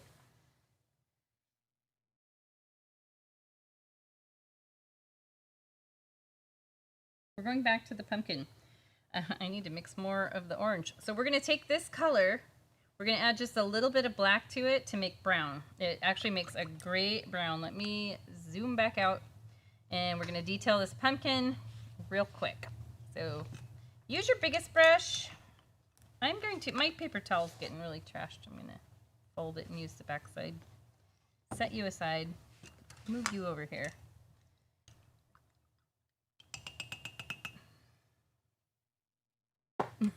You're right, it is Friday the 13th. It feels like it. Dang, I didn't even think about that. You're absolutely right. I remember being excited, like, oh, we're teaching. When I scheduled the painting, I'm like, I'm totally teaching this on Friday the 13th. And then we got here, and we got here because the traffic was bad because it's raining. So we got here about 10 minutes later than we like to.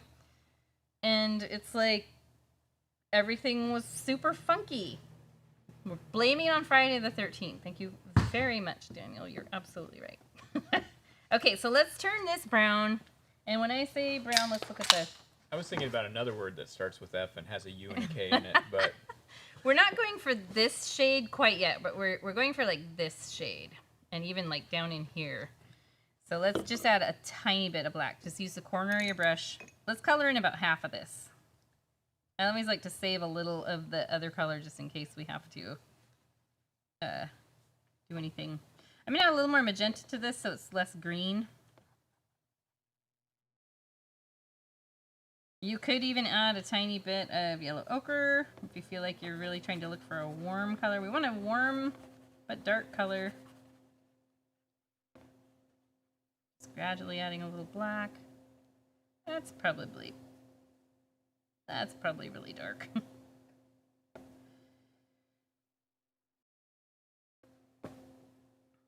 It'll work. Okay, number 8 brush, or number 4, either one.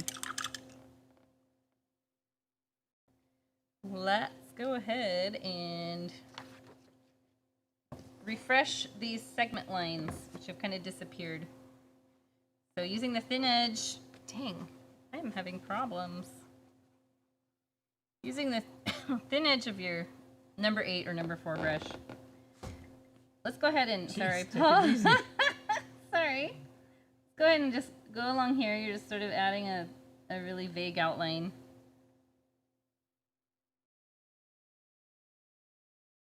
You can even end up brushing into the cab a little bit because it's such a dark color. I feel like I need a beer. And let's add, I have this segment up here which is not on my original. And outline the stem.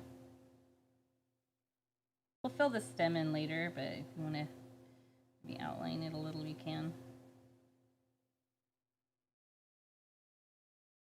And we'll come down here.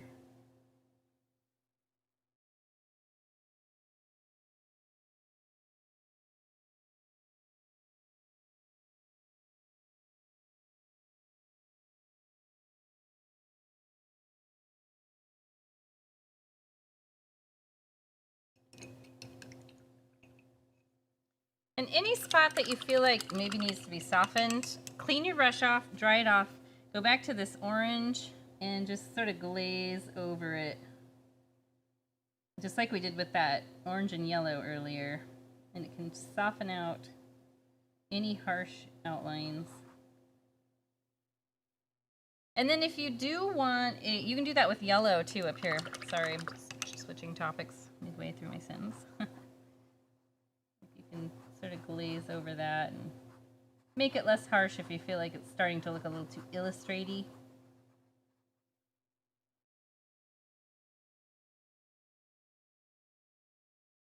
And if you do want a darker shade down in here, you can add that. I do have a bit of that going on here. It's just that brownish color, but I feel like mine ended up really green. So I'm gonna add more yellow and red. I mean magenta. And just use this number 8 brush, the thin edge. Fade up. So that's gonna also help make this yellow really pop. You can do that anywhere. I could do it on this side too, but the original, I really just have it on this front segment for the most part. Maybe I'll add a little here. It's a very burnt orange color. I think we had a Volkswagen bus this color when I know we did. It was a Volkswagen bus and it was burnt orange color when I was about 2. And my dad had customized it, so we'd see it around town. He'd be like, "That's ours. That's our old one." I don't even know why they sold it. It was really cool.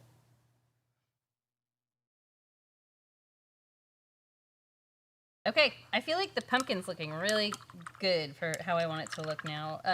The only thing I could think is that I could maybe bring a little more orange back in here, but I'm not going to do that because I don't have to. It's looking pretty good. One of the old guys I golfed with today, looked like your dad's long-lost twin brother. Funny. Didn't act like your dad, though. Salvi Island was absolutely packed today. Oh, yeah, the pumpkin patch there. Okay.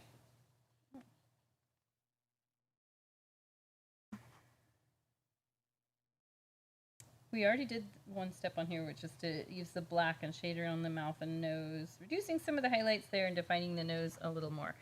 So if you feel like you need to bring a little more black in, I'm going to zoom in onto the face.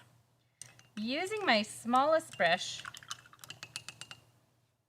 I am going to, oops, that's not the smallest, foiled. I'm going to use a little black. You can even add a drop of water to it if you want. Just a little. Daniel says, my dad also customized all of his cars when I was a kid. And by customizing, I mean smoked in, so it smelled like an ashtray. How funny. So now I'm just going to use this black and come in and I'm sort of thinning out the highlight on the muzzle part of the cat and defining the mouth. Now I'm not going to go all the way up into this like Joker smile sort of thing. I'm just going to do, like when you see a cat, you usually only just see a small part of that part of their mouth. Looks pretty good. Putting my arm in my wet paint. That's wonderful.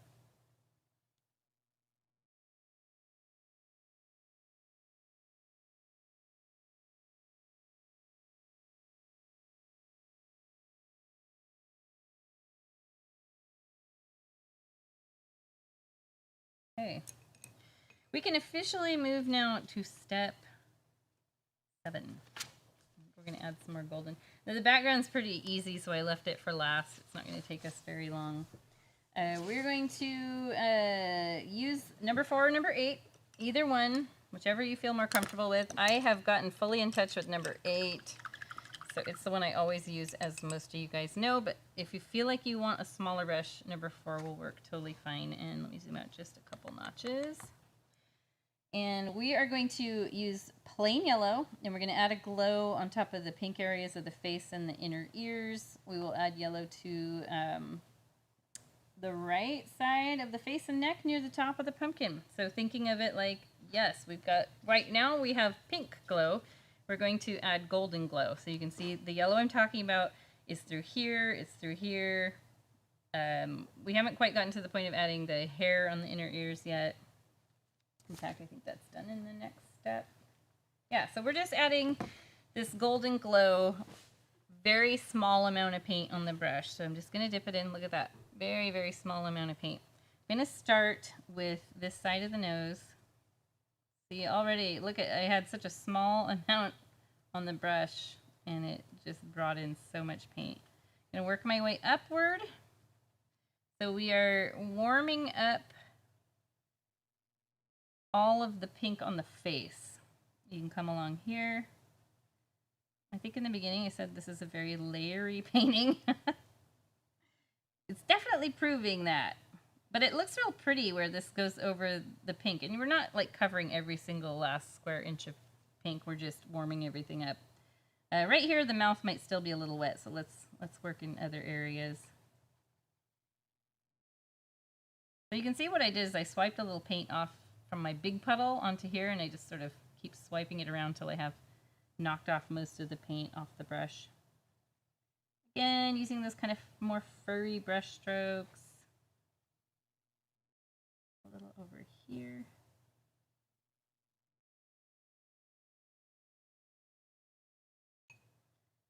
And come up on the forehead a bit, especially right here close to the golden light source.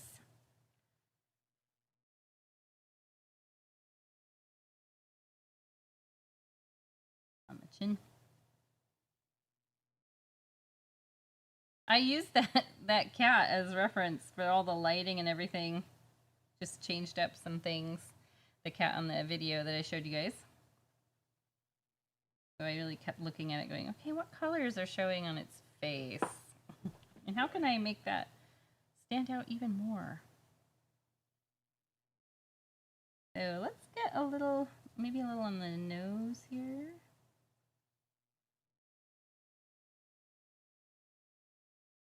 And now I can probably get some on the muzzle. I'm going to start right along the pink here and work my way up, just like we did with the pink earlier. Hazing it out.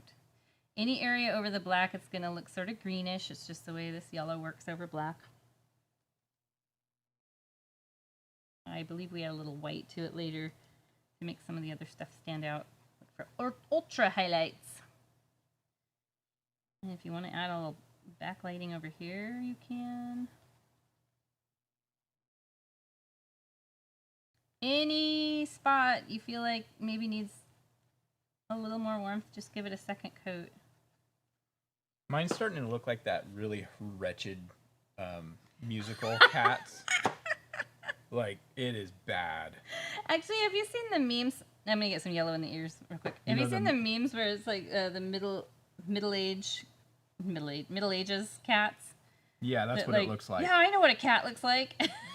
This is just a horror show. You know, it's Friday the 13th. No, it's because it has very human-looking eyes, a human-looking face. That is, yours actually looks like a cryptid, but in a good way. No, it does not look good in any way, shape, or form. Like, it is a world class. So if you guys, I'm doing this for you so you can see it's okay to struggle. Now I'm going to get some yellow down here and cover up my original outline. It literally looks like that movie Cats. Just realized. So I'm getting a little highlight here. And I feel like that is way too bright. The original line we left. You remember we left that little sliver of the light color? I'm going to come in with a little pink. See how that works. Just I have the smallest amount in here. I don't think that it softened it up a little bit. It didn't do a ton. But you can also come in with a little black and just sort of tone that down a little. And then come back and add more yellow highlighting on it. I think that looks a little better. Because that was just going to stand out and be the most noticed thing ever.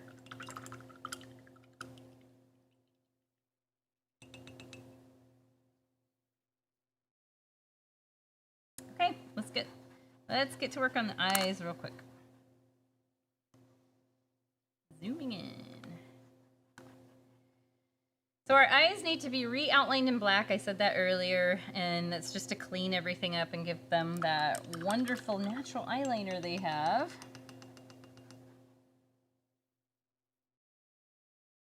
So what you'll want to do is you'll want to use your smallest brush, dip your brush in the water, add a drop of water on your palette, and then stir a small amount of black into that. So it's kind of an ink-like texture. Or ink-like consistency is probably the better word. So this is great for drawing something small. And just very carefully re-outline. I'm not pushing hard at all. I'm using the super light pressure, which it's a little hard. Your natural tendency is to want to push pretty firm. But if you use really super light pressure, your lines are going to be really fine. And now just outlining it like that, you can see it's a lot more defined than the other one.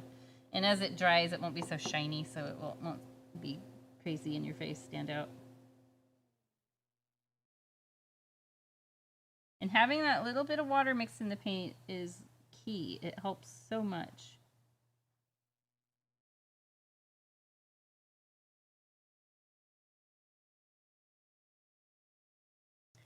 And now I can add my pupil in the eye.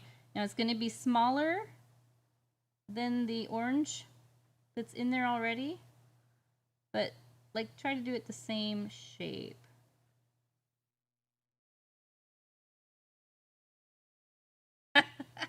So by putting the pupil down, yours looks really... Oh, I'm in full recovery mode. The eyes, Paul painted white over the eyes, so it's like literally like zombie cat. There's a lot of things going on right now. So let's do this real quick, and then I'm going to show you how to change things up. So I'm barely touching the very top of the pupil to the top of the eye. That's what helps make this cat look like it's looking down at the pumpkin. But if that feels like the cat looks way too surprised, I mean, it really does look surprised. You can bring the pupil, just gradually thicken it up a little bit at the top where it meets the top eyelid, but just keep checking it because it can end up looking like the cat is looking straight ahead. Another thing you can do is you can bring the liner of the eye down just a bit.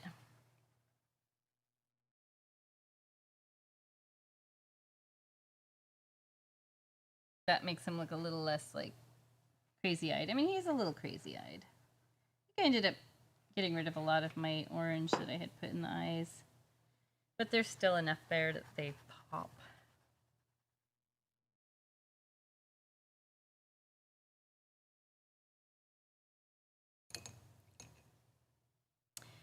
Okay, he's a little wall-eyed. His eyes are looking different directions. My pupils on this cat are just gradually getting bigger and bigger, but I think it's okay where it stands right now. He looks like he's looking at the pumpkin, kind of. He also kind of looks like he's not really focusing on anything, like he's just dazed. So I think I know what the problem is. You see the pupil in here? I think adding the highlight's going to help a lot, but the pupil shape on this one compared to this one, it's a little more bottom heavy, a little more triangular, and this one's a little more almond shaped. So the reason I did it more triangular is I was trying to make it look like he was looking down at the pumpkin, because this particular design of cat, the way the eyes were placed, I felt like he might end up looking like he's looking upward or forward. So I'm looking at this right now. Oh, shit. What? Shoot. Jeez, what's going on now? What'd you do? What happened? I dropped my towel. That's it? I thought you like had something major happen. Oh, no, we're well past that. Paul doesn't like his painting. There. Actually, I think what I just did helped a lot. Helped it maybe look a little more focused on the pumpkin. Perhaps. The cat looks less wild. Yes, it does. I agree with you. It's just making those pupils a little bigger. Just making it a little bigger helped out a lot. While the eyes dry, we are going to make brown. Okay, yeah, I'm actually probably going to have us do that after the background color is painted in there. I think that will be easier for doing the live. Let's see here.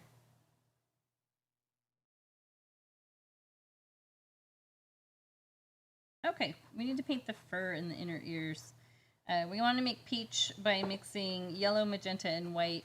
And we're going to be using the smallest brush, so having a drop of water or two in there is great. I chose peach. I don't know why. I don't know why I chose peach. But that's the color. It's in the hair and the ears. If you want to use white, you can. If you want to use gray, you can. Or like mix black and pink together. But let's go ahead and do it. I'm going to mix with my number 8 brush. Yellow, magenta, make orange.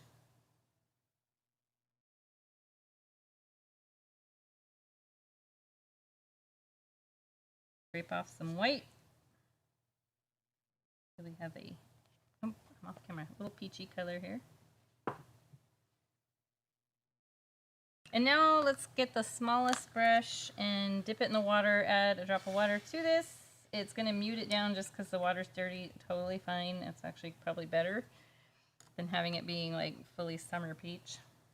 And then just go from the bottom where the head right here, where the head meets the ears, just flick upward and outward using very small flicks, very light pressure. If you don't want to do this, you can leave it off. Don't know that those vintage Halloween cats that I was talking about earlier have this sort of thing. But I'm a big fan of long inner ear hair. All of my cats have had it.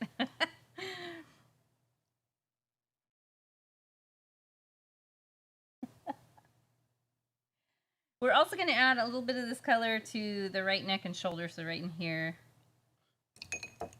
And anywhere that you feel like you want, like I could put some here. I literally just threw my paintbrush on accident.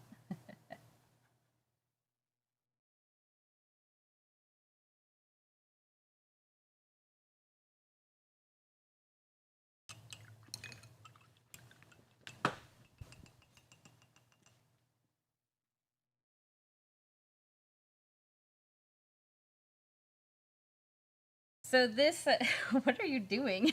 Looking for my paintbrush. That's funny. I went to throw it in my jar and I missed. Let's leave our cat alone for a little bit. Let's paint the background because we are tired of working on this cat and we need to just do something big and easy. So background is, what did we mix here? I think it was cyan, a little tiny bit of white and black, but let me double check. You can use any color you like. We made a deep muted blue by mixing 2 parts cyan, that's your blue, 1 part yellow, 1 part white, and 1 part black, gradually adding the black in. So yes, I was wrong. Trying to remember back however many months ago. I'm going to mix it right here because this is dry. And you can see my palette's crazy. And you need quite a bit. A little bit of yellow. Going to greenify it.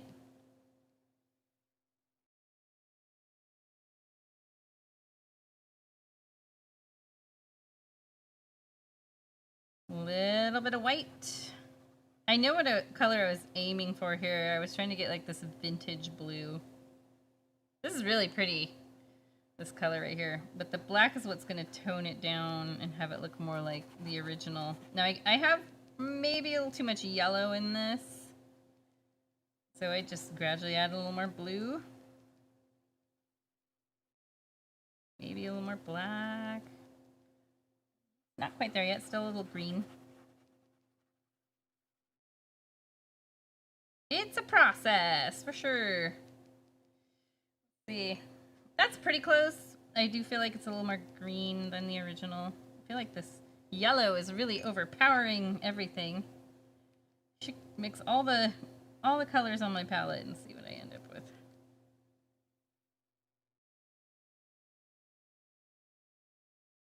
That's closer. That's a little closer to what I wanted.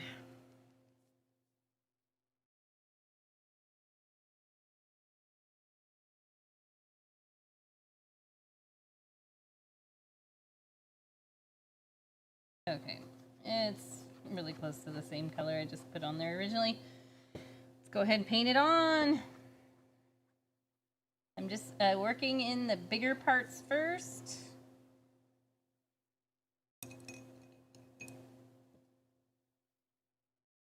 You can use the thin edge of your brush and come close to the cat.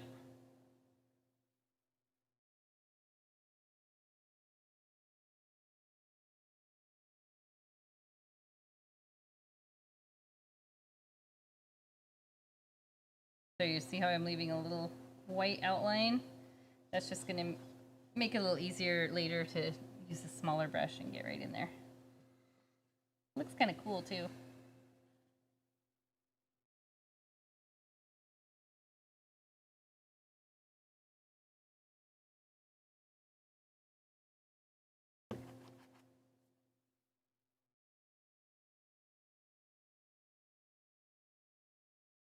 We don't have much left on this painting. I know it kind of Speak for yourself. started a little started a little later than we normally do. But also this painting we're doing something with the face. It can be frustrating. I think it's important to do this kind of thing. And the cool thing is you've got your canvas, you've got your paint, you've got enough paint in your kit where you could do this painting completely over and just try it again if you want to. I do that all the time because I want to learn the thing. So I have started and restarted paintings over and over and over. And even now, feeling like I know quite a bit about painting, it's sometimes have a frustrating paint night. Just now I painted over the tip of my pumpkin stem, but it's okay. I'm gonna be able to redeem it. I'm switching now to my number 8 brush and just coming in and getting these small areas. We come in later with the brown and repaint this pumpkin stem, so don't worry if you accidentally paint into it like I did. So use the thin edge of your brushes to really get close right into your objects, your cat and your pumpkin. You need to thin out your cat, now's the time to do it. Wouldn't it be nice if it worked that way in real life? Like, you know, I ate a lot in the last month. Let's just paint the background around me a little more inwards. So funny. Only works in Photoshop.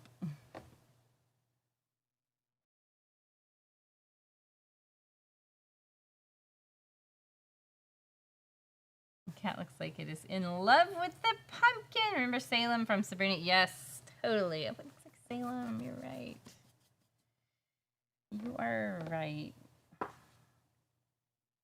This is actually kind of embarrassing.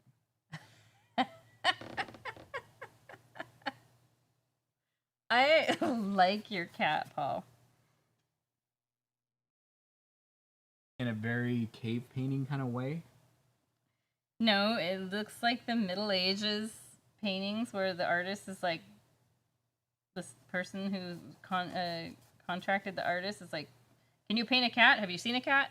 And the artist is like, yes, I've seen a cat. Oops, scratch. So you've seen the paintings. The cats end up looking kind of human-like. Yeah. In an uncanny valley way. You've got that going on a little bit. You're being nice. Well, you know, animals have always been a little more of a challenge for you, just like landscapes are a little more of a challenge for me. Mountains, especially. Remember, we've talked all about my problems with painting mountains, whereas you can just whip them right out. For me, it's the making it look like it's, what I say, plastic wrapped. My mountains. Jello mold. Yeah. They're just the way they're. I think I naturally want to blend everything. I've been working a lot when I'm painting on my own outside of something I have to teach. I've been working a lot on holding the brush further back, and that's helped me to not like over detail. I mean, sometimes I still do. Sometimes I still manage it, even holding the brush way far back.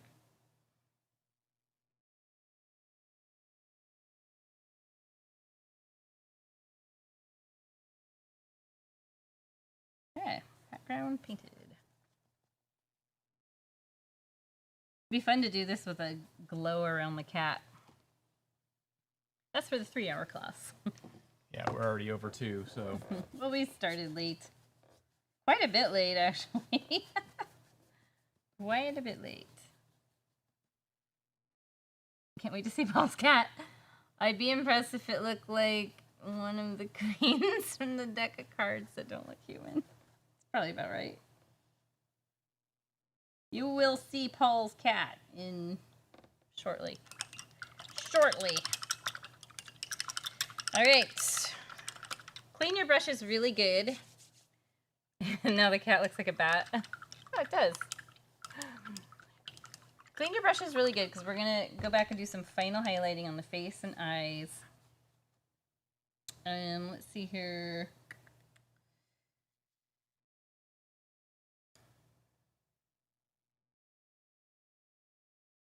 Let me just look.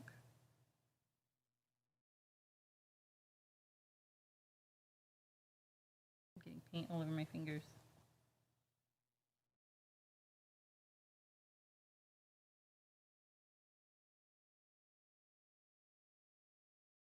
I wanted to read through the last steps.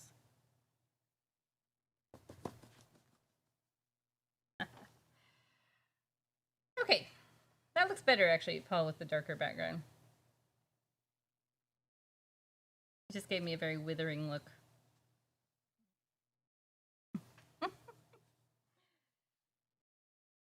Let's do some really small, more intense highlights. So see the faces compared? Now what I want you to look for, I'm going to point out, is this lighter colors along here and here. What I want to make is a color that's just white mixed with yellow. And I need a little more yellow.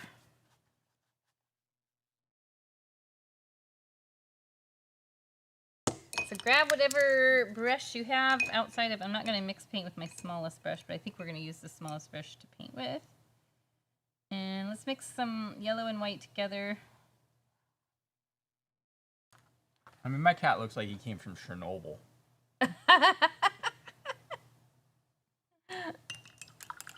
Like 3rd generation Chernobyl cat. So I'm using my smallest brush in this light butter yellow color. And the highlights we're going to add here, we want them to be really small and fine. So I'm just going to go along like this edge of the nose, the bridge of the nose here. Maybe right up even slightly above the eye. Little highlight or shine on this part of the nose. And you can add...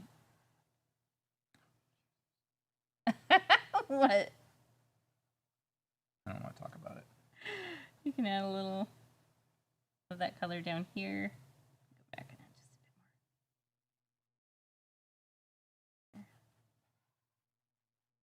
a bit more. Maybe a little along the ridge here. So this is just an ultra highlight. We have all of these beautiful colors in here. And this is just adding that, boom, this is shining right up on your cat. And I actually used little fur-like brush strokes right above the eye over here, and even down, do a little highlight there. You can add any of this color into the inner ear, especially over here because it's kind of reflecting the candle light from inside the pumpkin. Maybe a little here. Where else? Anywhere you feel like you just need a little shine. And we're going to make the eyes look alive in just a minute too.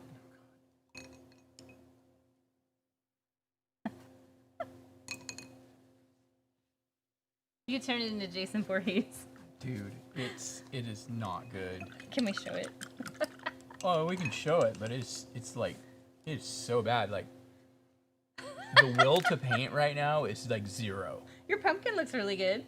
No, it doesn't. I mean, it's okay, but like I literally just want to stop because I'm just getting frustrated. Friday the 13th. Let's highlight the eyes, and that's going to really help bring it to life. And then whiskers are optional. A lot of people hate painting something so tiny, but I will show you how to do it. And we'll add some fangs. So the fangs you can do in this, I did them in peach originally and then put a white highlight, and the white highlight just overruled everything. You can't even see the peach anymore. So we'll just do them in white. But take your little brush, dip it in white paint, and then let's think about the light source here. So the light is coming from this, so the bottom part of the eye, right in here in the pupil, is going to be highlighted. And you want to do that over here too in the same area. Do a little dab. Look at that already. Already comes to life. And then the other thing you can do is a little swoop of white inside the yellow part of the eye from the outer corner, swooping across. It just helps make the eyes look glassy, like there's wetness there. That over here too. And then if you want any white anywhere else, like maybe on the shine of the nose, a little dab of white there is good. And then the fangs are optional, but I love them. He looks like he's gonna bite into this big juicy pumpkin, so I'm just gonna do 2 little skinny triangles here and here. Probably much farther apart than a normal cat's fangs would be, but oh well.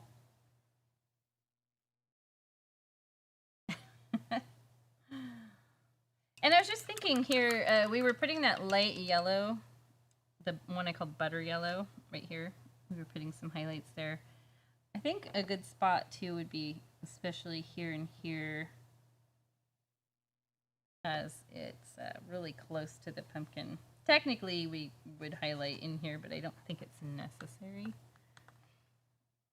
Then if you want to add any more pink or purple throughout the cat, you absolutely can, but you don't have to. I mean, it has a lot of pink and purple on it, I think, because I kept adding white to it to make it really show up on camera. But for now, let's finish up the pumpkin, and then we'll paint stars, and then lastly we'll do the optional whiskers if you want to do them. Okay, we need to make a dark brown. So we want to make orange with magenta, yellow, and black. My black has teal green in it, so I'm going to give myself a fresh little puddle here. We don't need much of this color.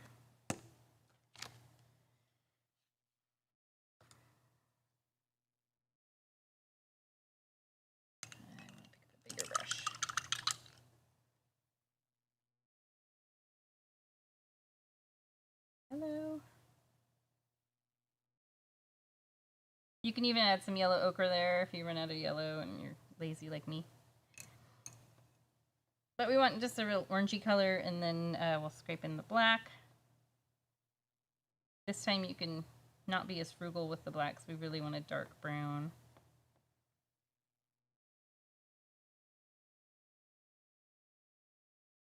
So. And using whatever brush feels comfortable for you. I need to knock some paint off the brush, so that's why I'm painting in the middle. Got a bunch of paint globbed on my brush. Okay, let me zoom in.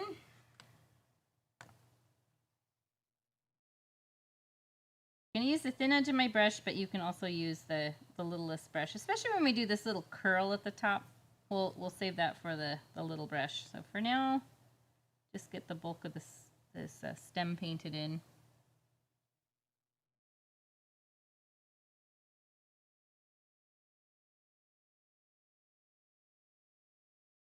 Now I'm going to switch to the small brush. We're going to make this look pretty cool. If your background's dry, mine's drier in here, so it's totally fine. You can really make a pretty dramatic curl, which we can highlight it with yellow from the pumpkin light to make it stand out. Bring out your Tim Burton self here. And now I want to take this stem, and this looks really bad and cut off, but really it kind of grows into these segment lines.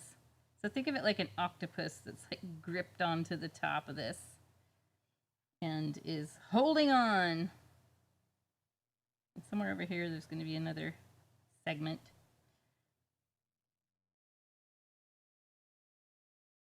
So see how it is really gripped on there now? Holding on for life, octopus.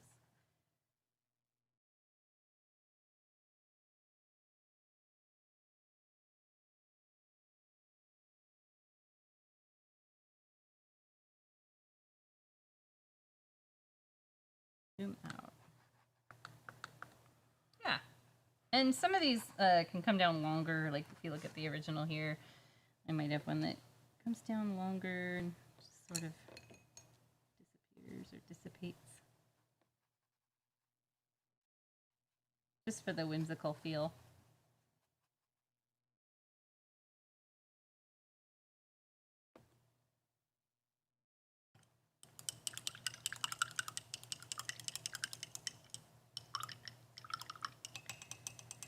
Okay, I think we're okay to do stars, even though you can see my background's really glossy and wet. We just stamp them on with the handle of the brush, and so that's not usually going to be a problem when the paint is still a little sticky.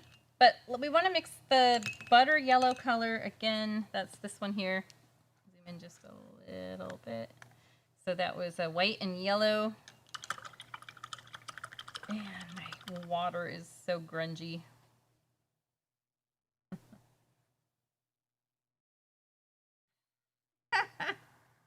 Oh, good night, Kim. I missed your messages. And Paul did too. I think he's really, really trying to redeem his painting. It's not going to happen. There is absolutely nothing I can do to redeem this. I think the cat is saying, "Mi amor, sweet pumpkin, have some what?"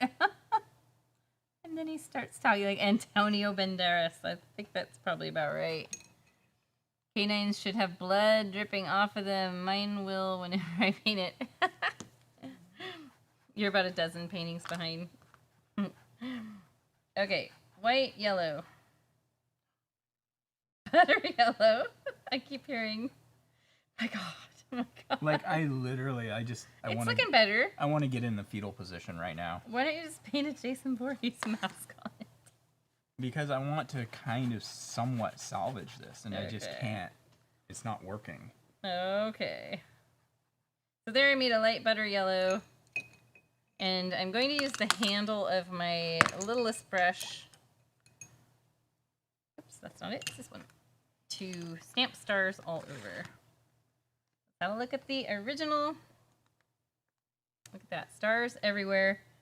Little brush.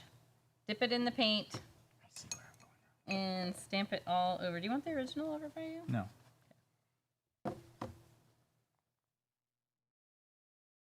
Bing, bing, bing, bing. This part goes easy and fast. And you can do a lot of stars or a little spattering.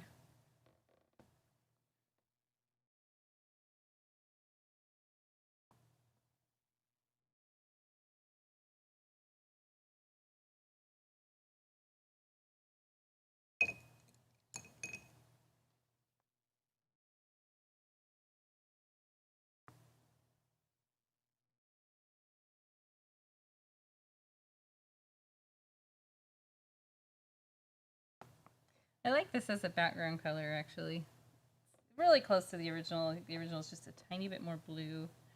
This one's... Maybe it's just because it's not dry yet, but it seems like it's a little more teal. But It's fun. It's different than just doing like dark blue or black. Paul, one man's trash is another man's treasure. That's what Sydney said. You're absolutely right, Sid. And I mean, we've all had paintings where it's just like, who just inhabited my body and painted this? Oh my goodness.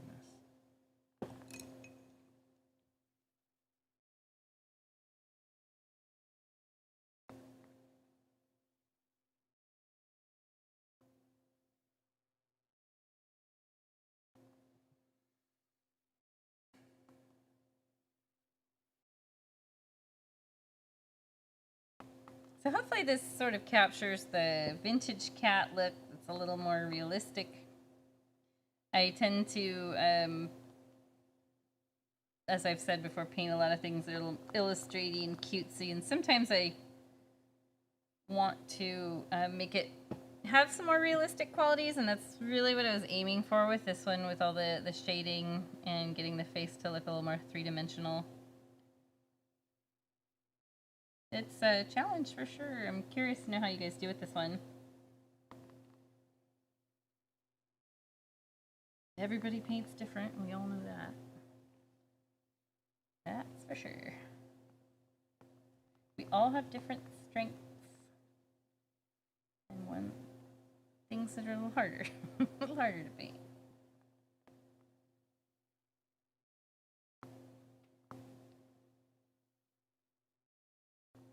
Okay, I feel like I have enough stars.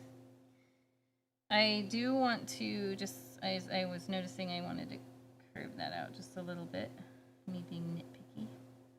The stem is still drying. It'll be dry in a minute. But if you want to paint whiskers, we've got the light yellow color. That's what I ended up using. You could do gray, you could do white. In fact, you could do brown. I don't think the brown will show up very good, but I might actually mix a little brown just to tone this down just a little. I feel like that bright color's maybe too much. And then I'll add some water. Oh, I didn't even need to add brown. The water's brown. This is not a pretty color, but it'll be fine for whiskers. So I'm going to pull and twist my brush to knock off excess paint. Dip the very tip of it in the watered down paint. Let me zoom in.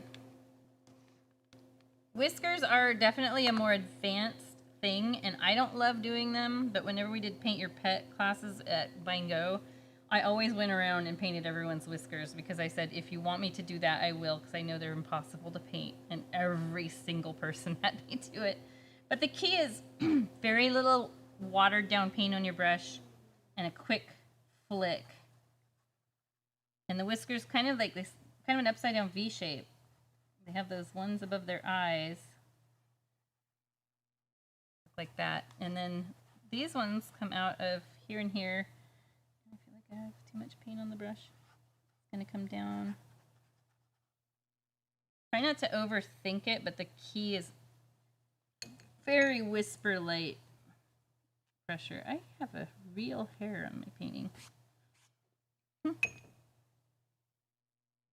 And they can have short ones mixed in with long ones. They shed their whiskers too.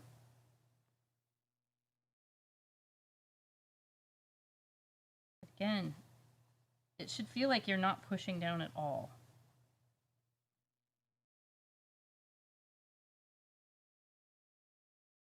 And your brush will run out of paint immediately. There we go.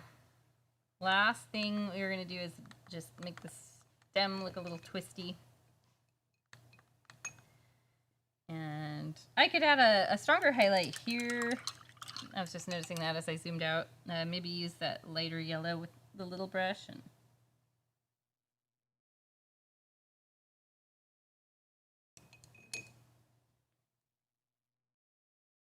that was probably unnecessary and probably made it brighter than it needed to be.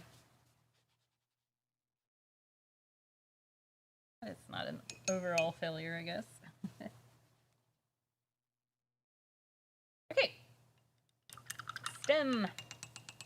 So I think just this, if you still have some of this butter yellow that we made the stars out of, that's a great color to use. You can add a little magenta to it if you want to make it peach. It's a good color for what we're going to do.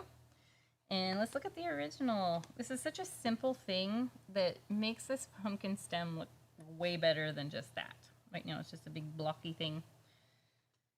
With this being wet, I'll see how it goes. You may end up waiting and wait till it dries and then do it, but I'm just going to follow the curve up here, and then I'll do another one, and just leave space in between.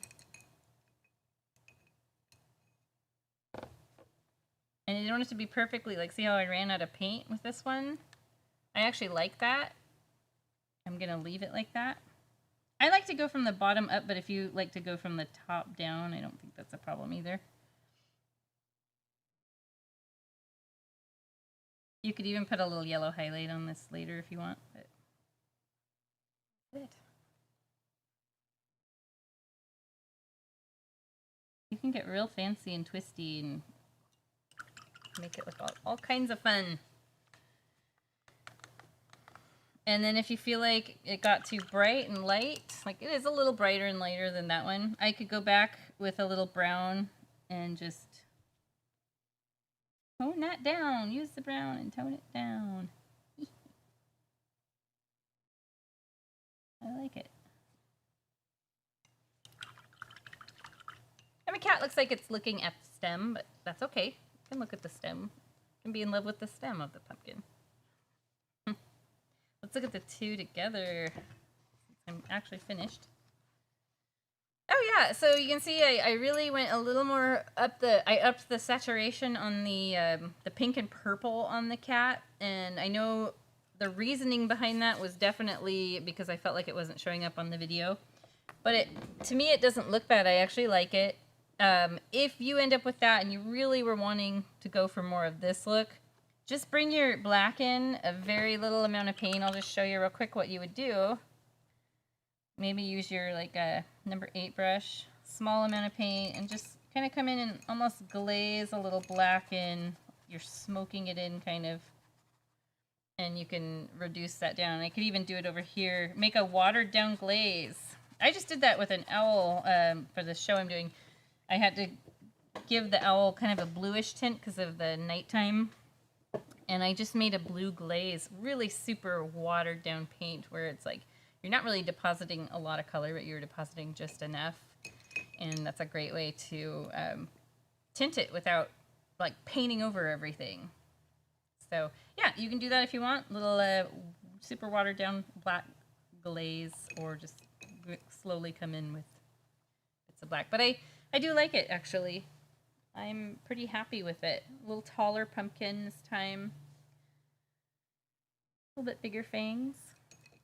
Bigger face overall. Give me 30 seconds. Let's see. It's brown, flush it down.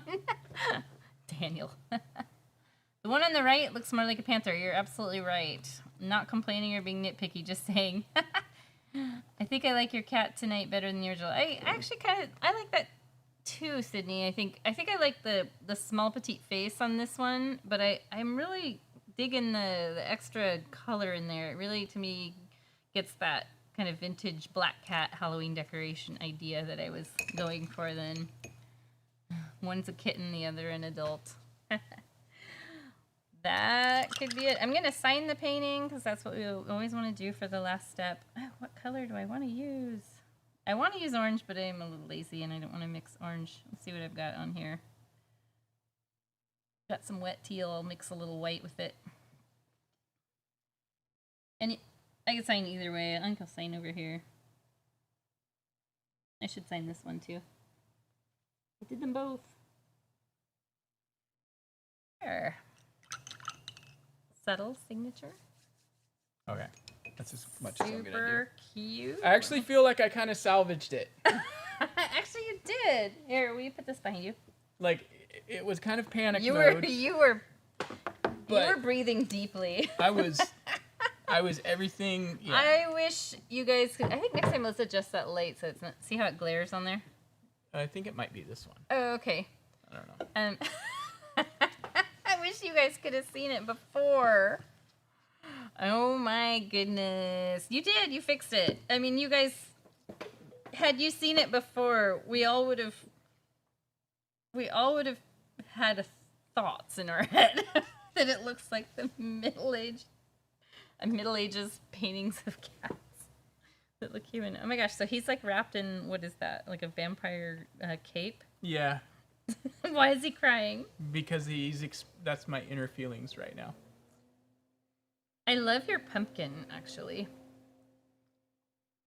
Let's hear what Daniel has to say. I don't hate it. I don't hate it at all. So you ended this night on a happier note. Oh my gosh, you know Greta would love it. But why is he crying? Does that cat have the higher ground over the pumpkin? Yes. Yep. Indeed. I had to make him crying. It's a Yoda cat. Oh my gosh, yeah. It would have been funny to show it part way and then see how it changed. Because you really did, like, I don't know what you did, but you changed it. Now it looks like a little like Himalayan. I watched the color of your cat and the color of its eyes change repeatedly. You were the chosen one. Thank you, Marlene. A Yoda cat, yep. You were the chosen one. That's why he's crying.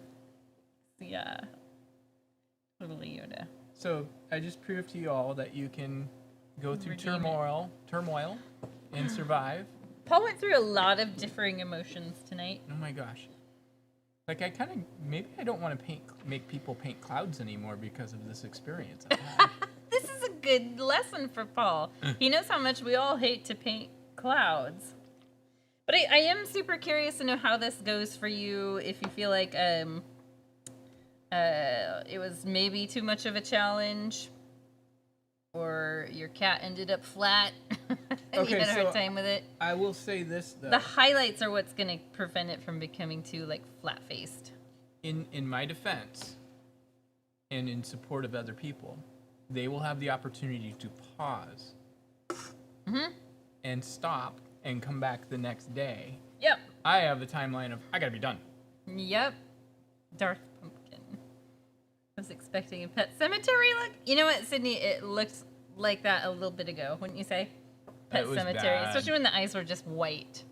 It And was they were like bad. kind of grayish white because they were dark and he had painted the pupils on and then it smeared all over. I wonder if I should put a lightsaber in there. That would be really funny. I don't know. That might be too much. Maybe I will though. Maybe I'll work on it and I'll put like a blue lightsaber going up here and put like highlights on the cat and. No, I'm not gonna touch this painting again. So what is this part? That's just the hood. I don't know. Oh, okay. See, he's like wearing like a robe and he's kind of got the hood pushed back so he can see out. And, He's a wizard cat. yeah. He's a wizened old. You know, he looks like Gray, Big Gray, my parents' old cat. Yeah. He had such a unique name, Gray. Daniel says he loves the eyes in mine. If you knew how much time I put into those eyes, you'd be amazed. He did redo the eyes a lot of times. Like the final eyes, like 30 seconds. I was like, just gonna go blue and add pupil, and oops, I got too much highlight. It looks like tears welling up. Let's put a tear on the cheek. That works. I like how there's no mouth at all, but suddenly fangs. That's what I was struggling with the most was the mouth, and I tried it like probably 8 times, and I just couldn't get it. And I'm just like, okay, well, let's just do this. Well, we had a Friday the 13th, didn't we? We did. We did. It started funky, but we got through it, and I think Paul redeemed his cat.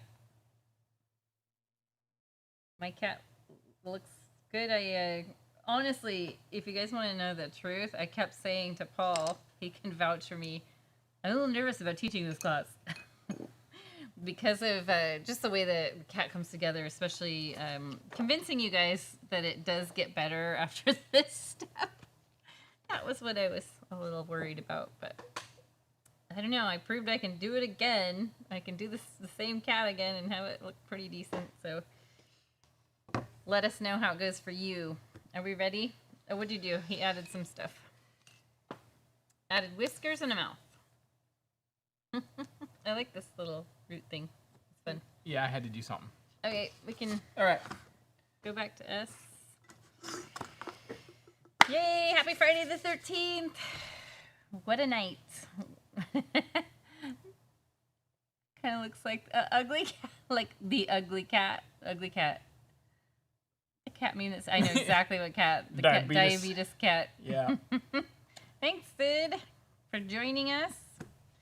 And I think it's 8 o'clock. We're gonna sign off, and we went definitely late tonight. But next week, Friday, we'll get the link up this time. Spooky Hallow, that should go much better for you. I think it'll go. Yeah. I'm not gonna speak for anyone else, but it will go better for me. Trees, but the trees can be spooky with wacko weird branches, so we'll be good. Yep. So we'll see you guys then. Thanks for joining us and putting up with us. Bye.